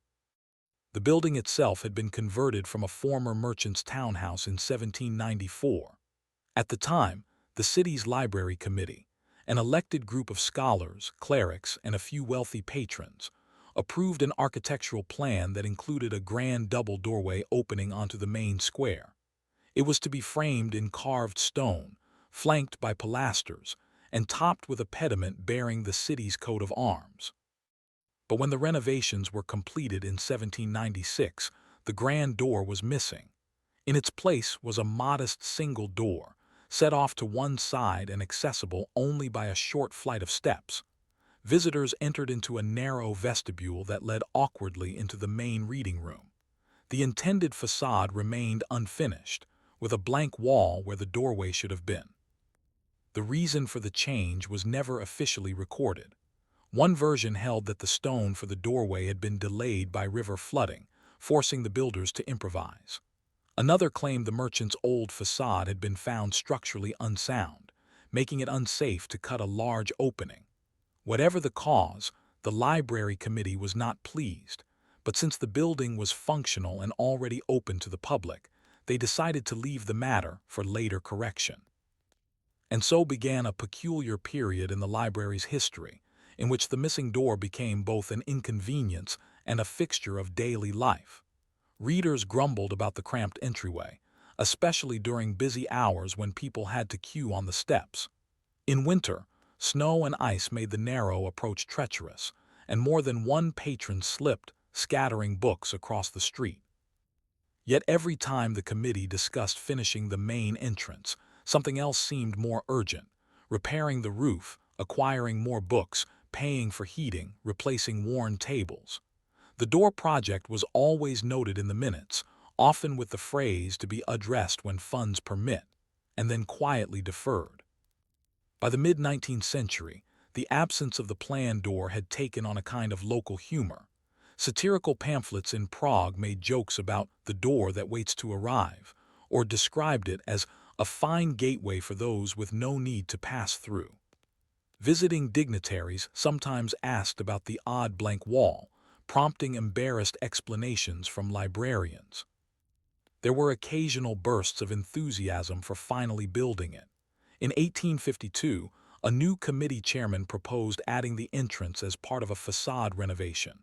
Plans were drawn, and a stonemason even measured the site, but a sudden rise in book prices, driven by changes in the Austrian Empire's import tariffs, forced the library to divert funds.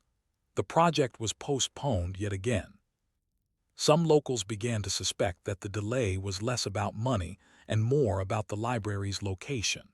The main square had grown busier over the decades, and some committee members worried that a large, prominent doorway might attract too many casual visitors, crowding out serious readers.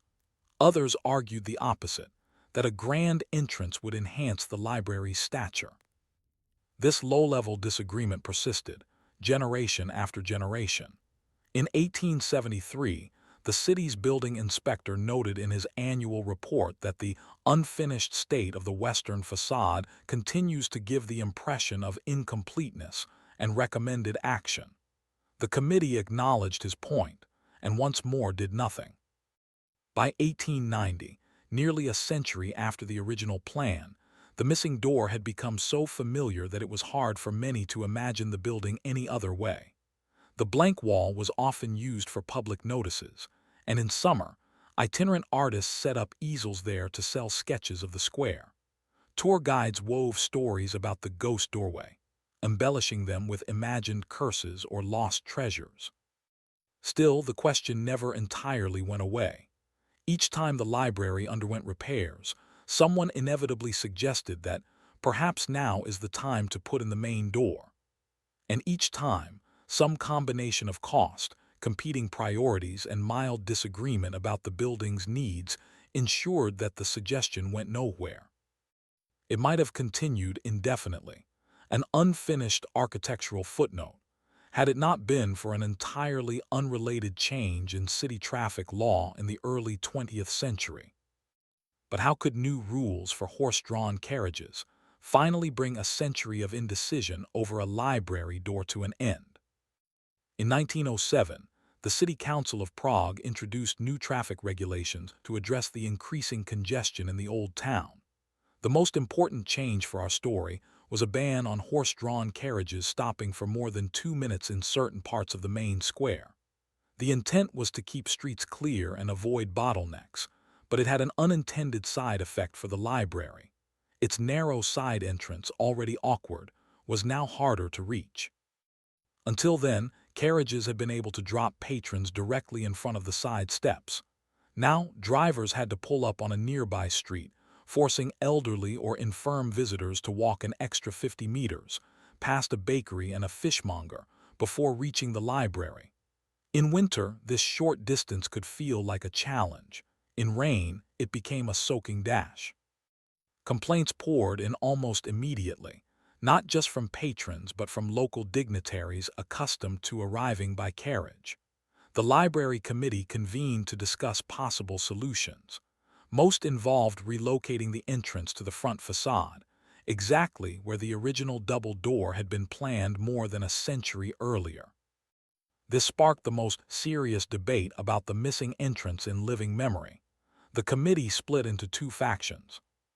The pragmatists argued that the original plan should be carried out at last. The grand doorway, they said, would not only solve the access problem but also enhance the library's prestige.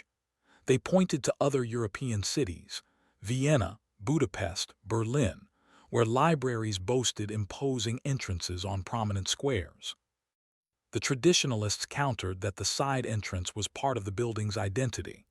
A new front door would disrupt the existing layout of the reading room, requiring costly reconfiguration of shelving and tables. Worse, they warned, an entrance on the busy square might invite noise, loiterers, and even vandalism. The discussion dragged on for months, with increasingly creative proposals. Install the grand door, but keep it locked except for special events. Build the door but disguise it as a decorative niche to preserve the facade's symmetry without allowing public access. Create a carriage arch leading to the side entrance instead, avoiding any change to the reading room. The public began taking sides. Local newspapers ran editorials, some mocking the committee's indecision, others genuinely weighing the pros and cons. A satirical weekly published a cartoon of the committee sitting at a table shaped like a door, all of them arguing about which side was the front. By late 1908, the pressure had grown enough that the committee requested formal cost estimates. The city's Public Works Department responded with a figure that made everyone pause. Installing the double door to match the original 1794 plan would cost nearly a third of the library's annual budget. This was partly because the facade would need reinforcement. Decades of weather and makeshift repairs had weakened the stonework where the door was meant to be cut. In addition, the new entrance would require a short set of steps and a ramp to accommodate the sloping square, adding to the complexity. The traditionalists seized on the cost as proof the project was impractical. The pragmatists countered that public subscription could raise the difference. Indeed, a few prominent citizens offered donations on the condition that their names be inscribed somewhere on the new doorway.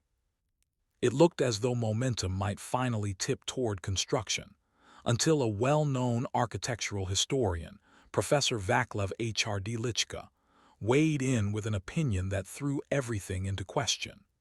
In a letter to the committee, he argued that the building's facade, though unfinished, had become historically significant in its own right.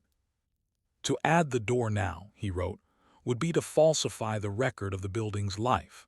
Its blank wall has witnessed the city's transformations for more than a century. It is, in its incompleteness, a document of the past. This view caught the attention of preservationists, who began petitioning the city to leave the facade untouched. Suddenly, the debate was no longer just about convenience, it was about heritage. Faced with these competing pressures, the committee did what it had always done best. It deferred the decision. A small plaque was placed on the blank wall explaining that it was part of the original design, never executed, as though this were an intentional artistic choice rather than a century-long oversight. It might have ended there, with the door forever unbuilt, had it not been for the events of the First World War, which altered both the city and the library in ways no committee could have predicted. But what could a war, amid all its chaos, possibly have to do with finally cutting a doorway into a quiet library in Prague? When the First World War reached Prague, the library's missing door was the last thing on anyone's mind. The city faced shortages of coal and food, military requisitions, and the loss of staff to conscription. Yet the war indirectly set the stage for the century-old entrance question to be resolved. In 1917, during one of the coldest winters in living memory, the library was pressed into service as a relief center. The side entrance, always narrow, became a bottleneck as people queued to receive blankets, firewood vouchers, and donated books. Carriages were no longer the issue. Now it was long lines of foot traffic in freezing winds. After the war ended and Czechoslovakia was declared an independent republic in 1918, there was a wave of municipal building projects aimed at demonstrating the city's renewed civic pride. Roads were repaved, facades repaired, and public buildings modernized. The library, battered by years of deferred maintenance, made the list for a major refurbishment. For the first time in decades, the front facade itself was scheduled for full restoration. The city architect, Karel Novotny, reviewed the original 1794 plans and was struck by the unbuilt doorway. In his report to the Library Committee, he noted, "Given the need to replace the facade stonework, it would be both practical and historically appropriate to realize the original entrance design at last." By now, the generational makeup of the committee had shifted. Few members had any sentimental attachment to the blank wall. Most saw the doorway as a way to align the building with the image of a modern, welcoming public institution. The old preservationist argument, that the missing door was part of the building's life story, still had supporters, but the post-war mood favored action over symbolism. Public opinion also leaned toward change. The cramped side entrance had been a genuine obstacle during the war years, and many saw the new door as part of Prague's broader renewal. Donations poured in from citizens eager to see the project completed, and the city allocated additional funds from its reconstruction budget. Work began in the spring of 1921. Masons carefully cut into the facade, reinforcing the surrounding structure and carving the pilasters and pediment from local sandstone. The city's coat of arms was placed above the lintel exactly as the 1794 plan specified, though the date, 1921, was discreetly added beneath it. When the scaffolding came down that autumn, the new double doorway stood where the blank wall had been for 127 years. The opening ceremony was modest, just the mayor, the committee, and a crowd of curious locals, but it carried a quiet sense of closure. One committee member reportedly quipped, "We are pleased to announce that the matter of the door has been resolved before its bicentennial." The old side entrance was kept for staff use, but from that day forward, patrons entered through the grand facade. For the first few weeks, some long-time visitors instinctively went to the side steps before realizing the change. Others took to the new door immediately, enjoying the easier access and the way it framed the view of the square from inside. Interestingly, the doorway's completion did not erase its history. The library kept the plaque that had once explained the blank wall, moving it inside to a small display about the building's unusual past. Photographs of the facade without the door became part of the municipal archives, and tour guides continued to tell the story, though now with a proper ending. In the decades since, the doorway has required its share of repairs, yet it has never again been the subject of debate. It is simply there, ordinary, functional, and accepted, as if it had always been part of the building.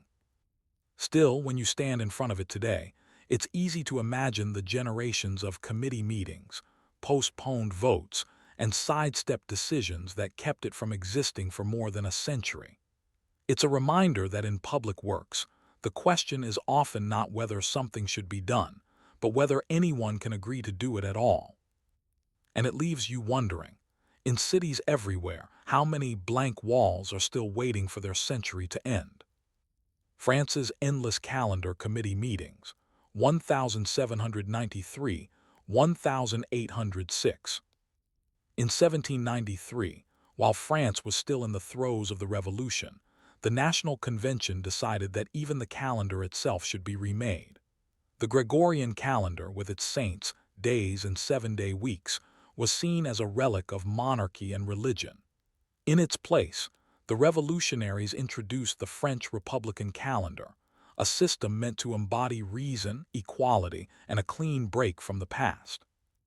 The new calendar divided the year into 12 months of exactly 30 days, each with poetic names tied to the natural world: Vendémiaire, grape harvest; Brumaire, fog; Pluvios, rain, and so on.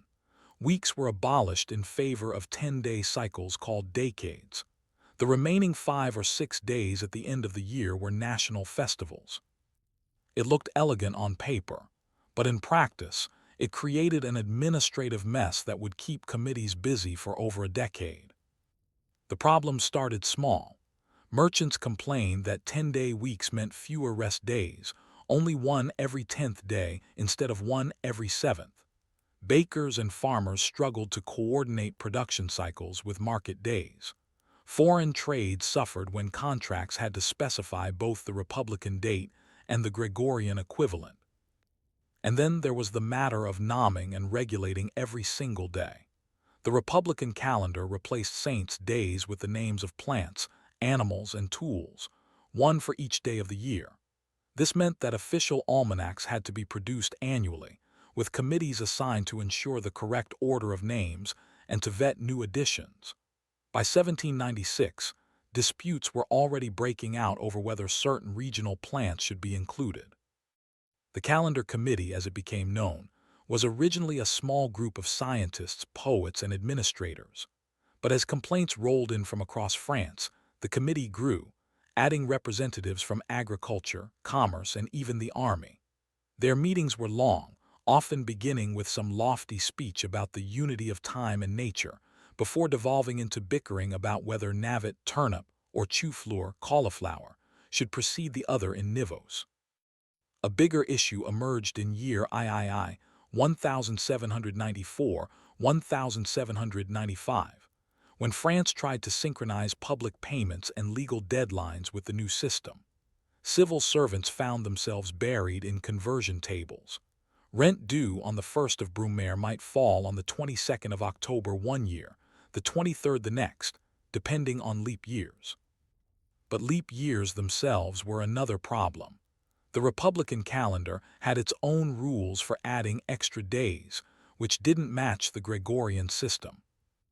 By year VI 1797-1798, the committee had developed a reputation for endless deliberation without resolution. Newspapers mocked them with fake minutes of meetings, in which members spent hours deciding whether to adjourn for lunch on Jour de la Troute, Trout Day, or Jour du Haricot, Bean Day. Still, there was real work to be done. The calendar governed tax deadlines, military enlistments, and school schedules. Each time France annexed a new territory, the committee had to decide how quickly to impose the Republican dates and whether to allow transitional use of the Gregorian calendar. In border regions like Alsace, printers churned out bilingual almanacs showing both systems side by side, an arrangement that undermined the entire point of the reform. Meanwhile, in rural areas, many people simply ignored the new dates. Parish records, though officially secularized, often continued to note births and deaths using the old saints' days in parentheses. Farmers, following planting and harvest cycles, found the new month names charming but irrelevant to their work. By year VIII 1799-1800, Napoleon Bonaparte had risen to power as first consul. Though he had little personal interest in botany-themed date names, he saw the political usefulness of keeping the calendar. It was, after all, a symbol of the revolution's permanence. But he also expected efficiency from his administration, and the calendar committee's reputation for meandering debates did not impress him. Still, the committee endured, meeting in dusty rooms of the Institut de France to argue over matters that seemed trivial to outsiders but were essential for a functioning system. Should festival days be moved to coincide with military victories? Should leap years be renamed fructidoral adjustments to avoid sounding too Gregorian? Should the day named after the horse come before or after the day named after the ox? And then came the problem of aligning the calendar with the decimal clock system, a project intended to divide the day into 10 hours of 100 minutes each, but which had quietly been abandoned in daily life. Some members insisted the two reforms were inseparable. Others argued the clock could be dropped while keeping the calendar. Months passed with no decision. By 1801, frustration within the government was growing. Napoleon began hinting that he might dissolve the committee entirely if it could not produce practical recommendations.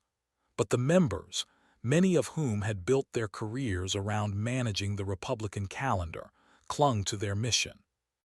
What they could not foresee was that an entirely unrelated issue, a concordat between Napoleon and the Pope, would force the calendar question into the open and eventually bring their long meetings to an abrupt end. But how could a treaty with the Catholic Church decide the fate of France's calendar of reason? In 1801, Napoleon Bonaparte signed the Concordat with Pope Pius VII, re-establishing relations between France and the Catholic Church after years of revolutionary hostility. The treaty restored the Church's ability to operate openly, allowed public worship, and most inconveniently for the Republican Calendar Committee, brought back official recognition of religious holidays. This presented an immediate and awkward problem. The Republican calendar's 10-day weeks meant that Catholic feast days, including Sunday, no longer aligned with the rhythm of public life. Under the Concordat, the Church could hold Mass on Sundays regardless of the date in the Republican system, which meant that in practical terms, France was now operating with two calendars side by side, one for civil administration, another for religious observance. For the Calendar Committee, this was both a logistical and a political headache. Civil servants now had to account for days when church activities might disrupt work or commerce, even if the Republican calendar marked them as ordinary. Factories and markets faced confusion when religious festivals fell on what the Republican system called the fifth or sixth day of a decade. Some committee members pushed to adapt the calendar to include rest days that would more closely match Sundays, but this clashed with the original revolutionary ideal of breaking away from the 7-day week entirely. Others argued for simply acknowledging both systems in official documents, but this risked making the Republican calendar appear secondary, exactly what its creators had tried to avoid. The real flashpoint came over leap years. In the Gregorian system, the leap year kept the calendar in sync with the solar year by adding February 29th every 4 years, with some exceptions. The Republican calendar had its own leap year structure, inserting an extra festival day at the end of every 4th year, called Jour de la Révolution. Unfortunately, the two systems didn't align perfectly, which meant that certain years would drift slightly in relation to each other. This wasn't just an academic problem. It affected military timetables, tax collection deadlines, and, increasingly, religious holidays. If Easter, for example, fell earlier or later than expected in relation to the civil calendar, it caused confusion for schools and markets that tried to respect both systems. By 1803, the situation had grown absurd. The committee spent entire sessions debating whether to rename the Republican leap year adjustment to something more appealing. Jour de l'harmonie was suggested, while sidestepping the harder question of whether the calendar should be restructured to match the Gregorian year more closely.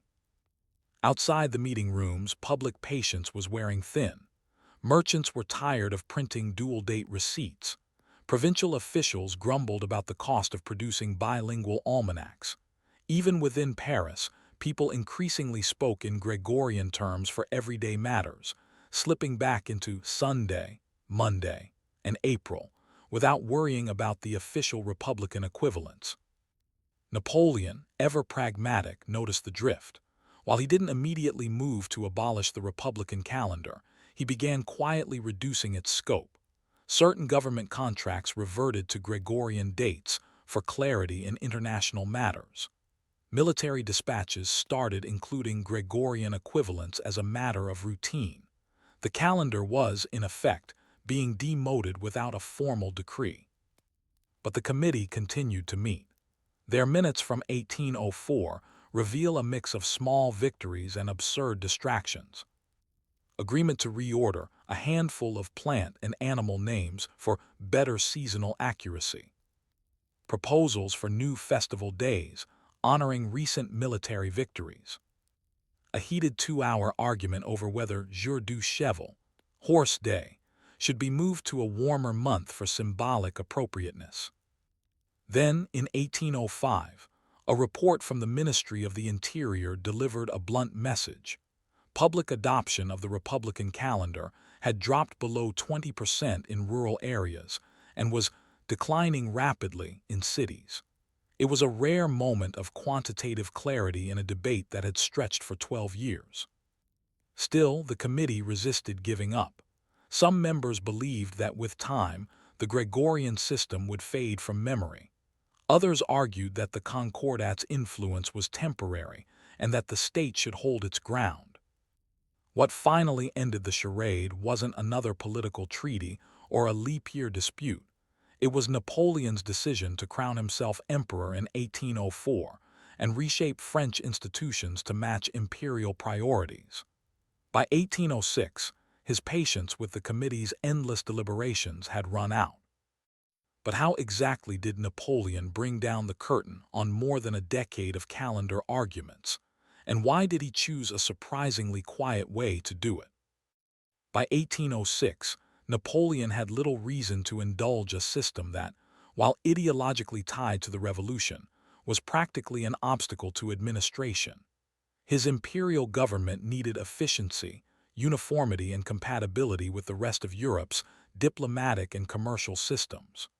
The Republican calendar, already undermined by the Concordat, public indifference, and bureaucratic confusion, was standing in the way. Rather than announce an abrupt, theatrical abolition, which could provoke resistance from the die-hard revolutionaries who still saw the calendar as a symbolic victory over the church, Napoleon opted for a subtler approach. He began by ordering all imperial decrees to be dated exclusively in the Gregorian style, with the Republican date optional and secondary. The change was small enough to pass without public uproar, but in government offices it was the beginning of the end. Clerks, relieved to avoid juggling conversion tables, started using Gregorian dates in internal memos. Provincial prefects followed suit. By the spring of 1806, most official correspondence included the Republican date as a mere parenthetical, if at all. The Calendar Committee, sensing danger, petitioned to reaffirm the Republican system's primacy. They proposed minor adjustments, realigning leap years with the Gregorian model, streamlining festival days, and even allowing rest days to correspond with Sundays. But it was too late.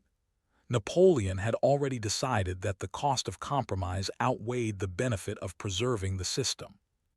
The final blow came in a council meeting in September 1806. Without ceremony, Napoleon instructed his Minister of the Interior to resume the use of the Gregorian calendar for all civil purposes, with the change to take effect on 1 January 1806, retroactively resetting the official year count to Gregorian reckoning.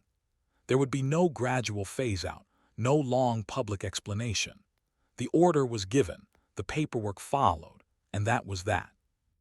The retroactive nature of the decision was particularly cruel to the committee.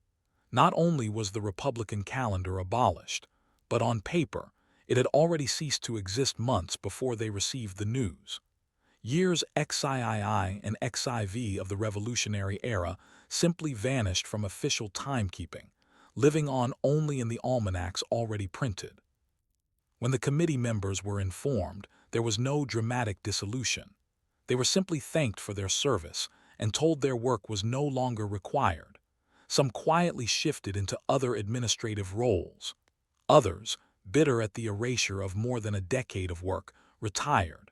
A few continued to use the Republican calendar privately, producing handwritten almanacs long after the state had abandoned it. In the provinces, the change was met mostly with shrugs. Many people had never fully adopted the Republican system anyway, and those who had seemed relieved to return to familiar months and weeks. Printers, freed from the obligation to produce dual-date documents, quickly standardized on Gregorian formatting. The abandoned Republican calendar became, over time, a curiosity, studied by historians, occasionally revived by radicals, but never again imposed on the entire country. Its Plantendanimal Day names, once meant to embody reason and the natural world, now decorate history books and trivia columns. And the calendar committee. In the public imagination, it came to symbolize the futility of bureaucratic idealism. Years spent debating the order of vegetables and the spacing of festival days, only to see the entire system erased in a single imperial sentence.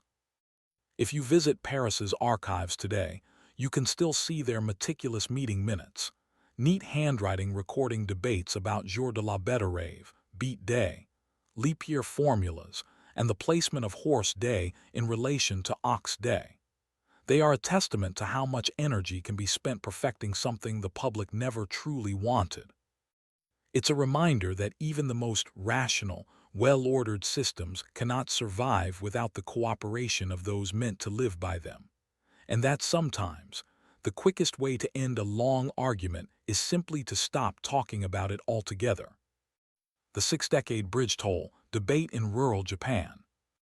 In the late autumn of 1872, a small town in Japan's Niigata prefecture celebrated the opening of its first permanent bridge over the Shinano River.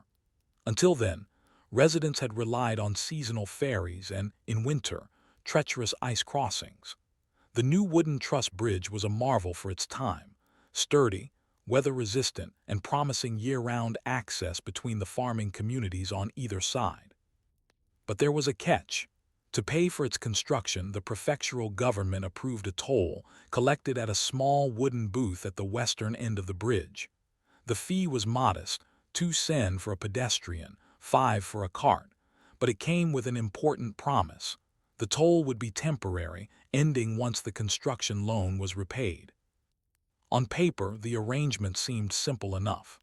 The cost of the bridge had been set at 8,000 yen, and revenue estimates predicted repayment within 10 years. Yet, as decades passed, the toll gate remained in place, and the temporary measure became a fixture of daily life. The first delays were understandable. In 1874, a major flood damaged one of the bridge's support piers, requiring costly repairs that added to the debt. A small earthquake the following year caused further damage, and the prefecture extended the toll until the bridge's stability can be fully assured. By the 1880s, the bridge was turning a profit, but instead of removing the toll, local officials diverted revenue to other projects: road improvements, riverbank reinforcement, even a new roof for the town hall. The argument was that these works benefited all users of the bridge, and thus the toll was still justified. The first public complaints began in 1892. Farmers argued that the toll made it harder to bring produce to market, while shopkeepers on the eastern bank claimed it discouraged customers. A petition with over 300 signatures was submitted to the prefectural assembly, requesting the toll's removal.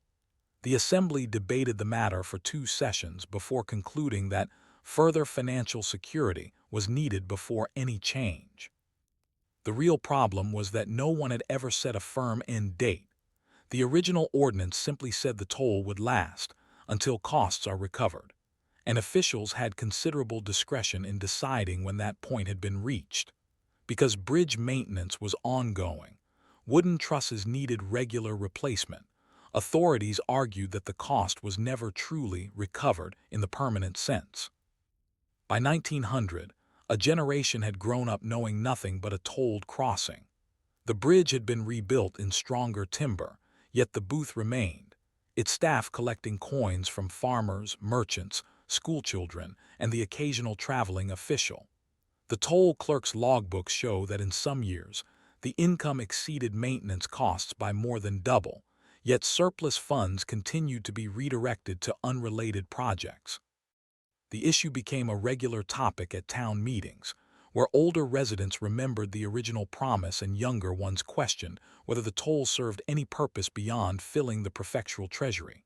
Still, each time the matter came up, it was delayed, sometimes because of local disasters, a typhoon in 1902, another flood in 1909, other times because officials argued that stability still required more revenue. The most bitter moment came in 1914, when the prefecture proposed raising the toll to fund the construction of a completely new bridge downstream. Outrage was immediate. "We are paying for a bridge we already have," one farmer wrote in a letter to the local paper, "and now you ask us to pay for a bridge we will never use." By the 1920s, the toll debate had become a political fixture. Candidates for local office often promised to remove it, only to find once in power that the prefectural budget had come to rely on the steady stream of coins from the Shinano crossing.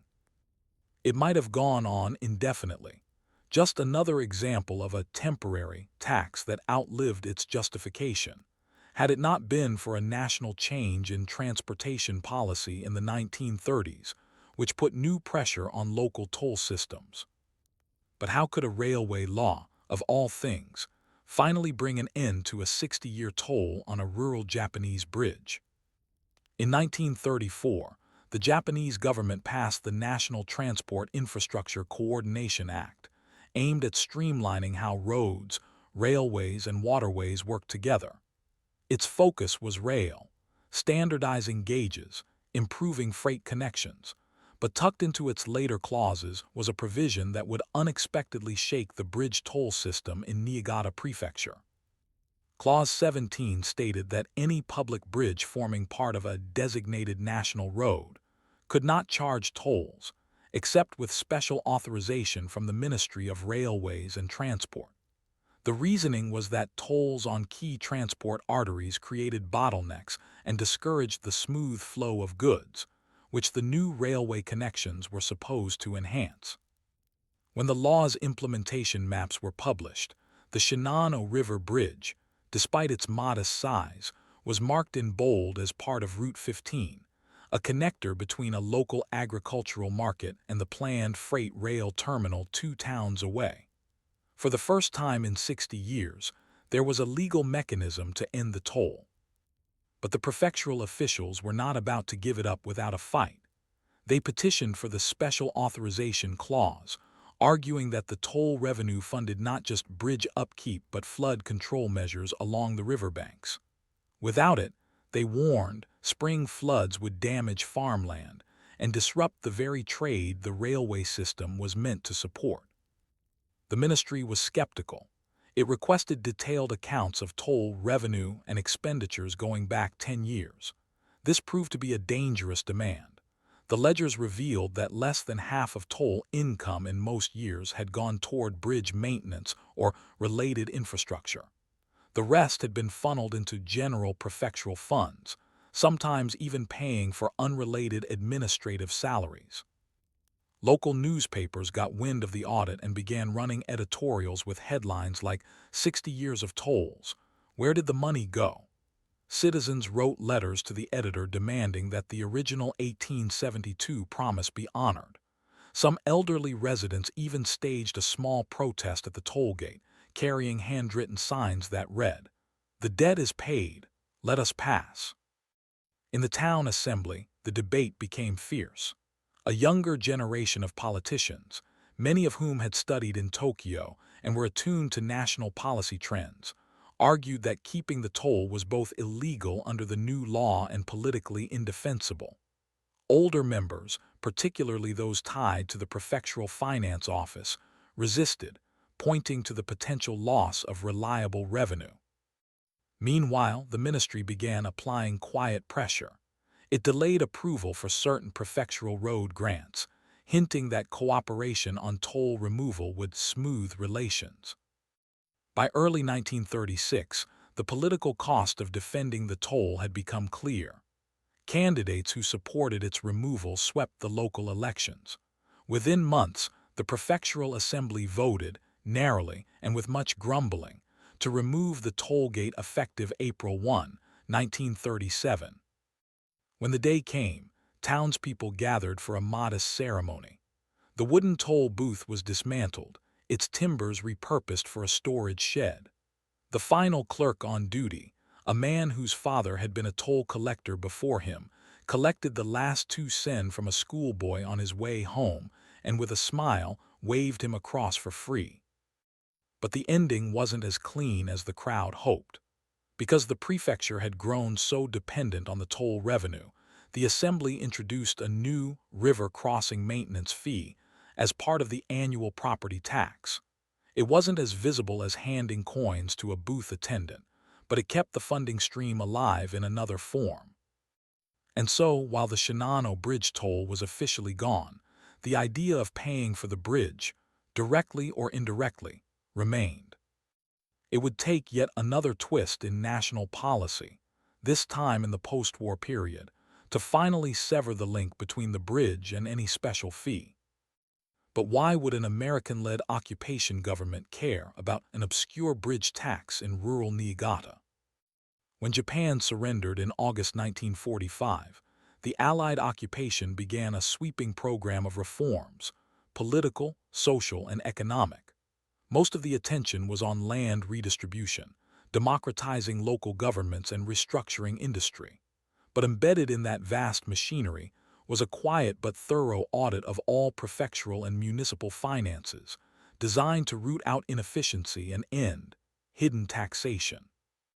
In early 1947, Niigata Prefecture received notice that a team from the Ministry of Home Affairs, now under occupation oversight, would be reviewing its books. The focus would be on special-purpose fees and levies, especially those that no longer served their stated purpose. When the auditors reached the river crossing maintenance fee, they quickly saw its origin. It was the direct descendant of the Shinano Bridge toll, rebranded as a property tax add-on after 1937. The prefecture tried to argue that the funds supported not just the bridge, but general flood control and road maintenance. The auditors were unmoved. To the occupation officials, the problem was not the concept of paying for infrastructure. It was the lack of transparency and the persistence of what was essentially a ghost toll on a structure long since paid for. In their view, such hidden charges resembled the pre-war fiscal practices they had been tasked with eliminating. The American head of the audit team, a former civil engineer named William Harrington, made his opinion clear in a memo. A tax that exists purely because the people have forgotten why it was imposed is not a tax, it is a relic. Relics are for museums, not budgets. Local newspapers got hold of the story, and once again, public sentiment flared. Older residents remembered the original toll gate. Younger ones were indignant that they had been paying for something no one had seriously questioned in decades. The prefectural assembly, under pressure from both the auditors and the public, voted in December 1947 to abolish the river crossing maintenance fee effective the following fiscal year. The motion passed unanimously, a rarity in a body that had fought over the toll for so long. To mark the occasion, a group of townspeople held an informal free crossing day on April 1, 1948. They walked back and forth across the Shinano Bridge, some carrying banners that read, "Paid in full at last." Children who had never known a toll gate were told the story by their grandparents, who spoke of the wooden booth, the coin clink, and the endless excuses for keeping the fee alive. Without the toll or its hidden successor, the bridge became just another piece of public infrastructure, maintained out of general funds like any other road. Over time, the memory of paying to cross faded into local history, mentioned only in occasional newspaper retrospectives. The bridge itself was replaced in 1962 with a modern steel span, but the old wooden beams were salvaged and sold as curios. A few ended up in private homes. One section of railing is still on display in the town's small history museum, alongside a toll collector's logbook from 1898 showing neat columns of names, dates, and 2-sen payments. Looking back, the Shinano toll story is a study in how temporary measures can become entrenched, defended, and repackaged across generations, and how it sometimes takes outside intervention to finally cut them loose. It's a reminder that the hardest toll to remove is rarely the one you see at the gate. It's the one that lingers quietly in the books, long after the bridge has been paid for.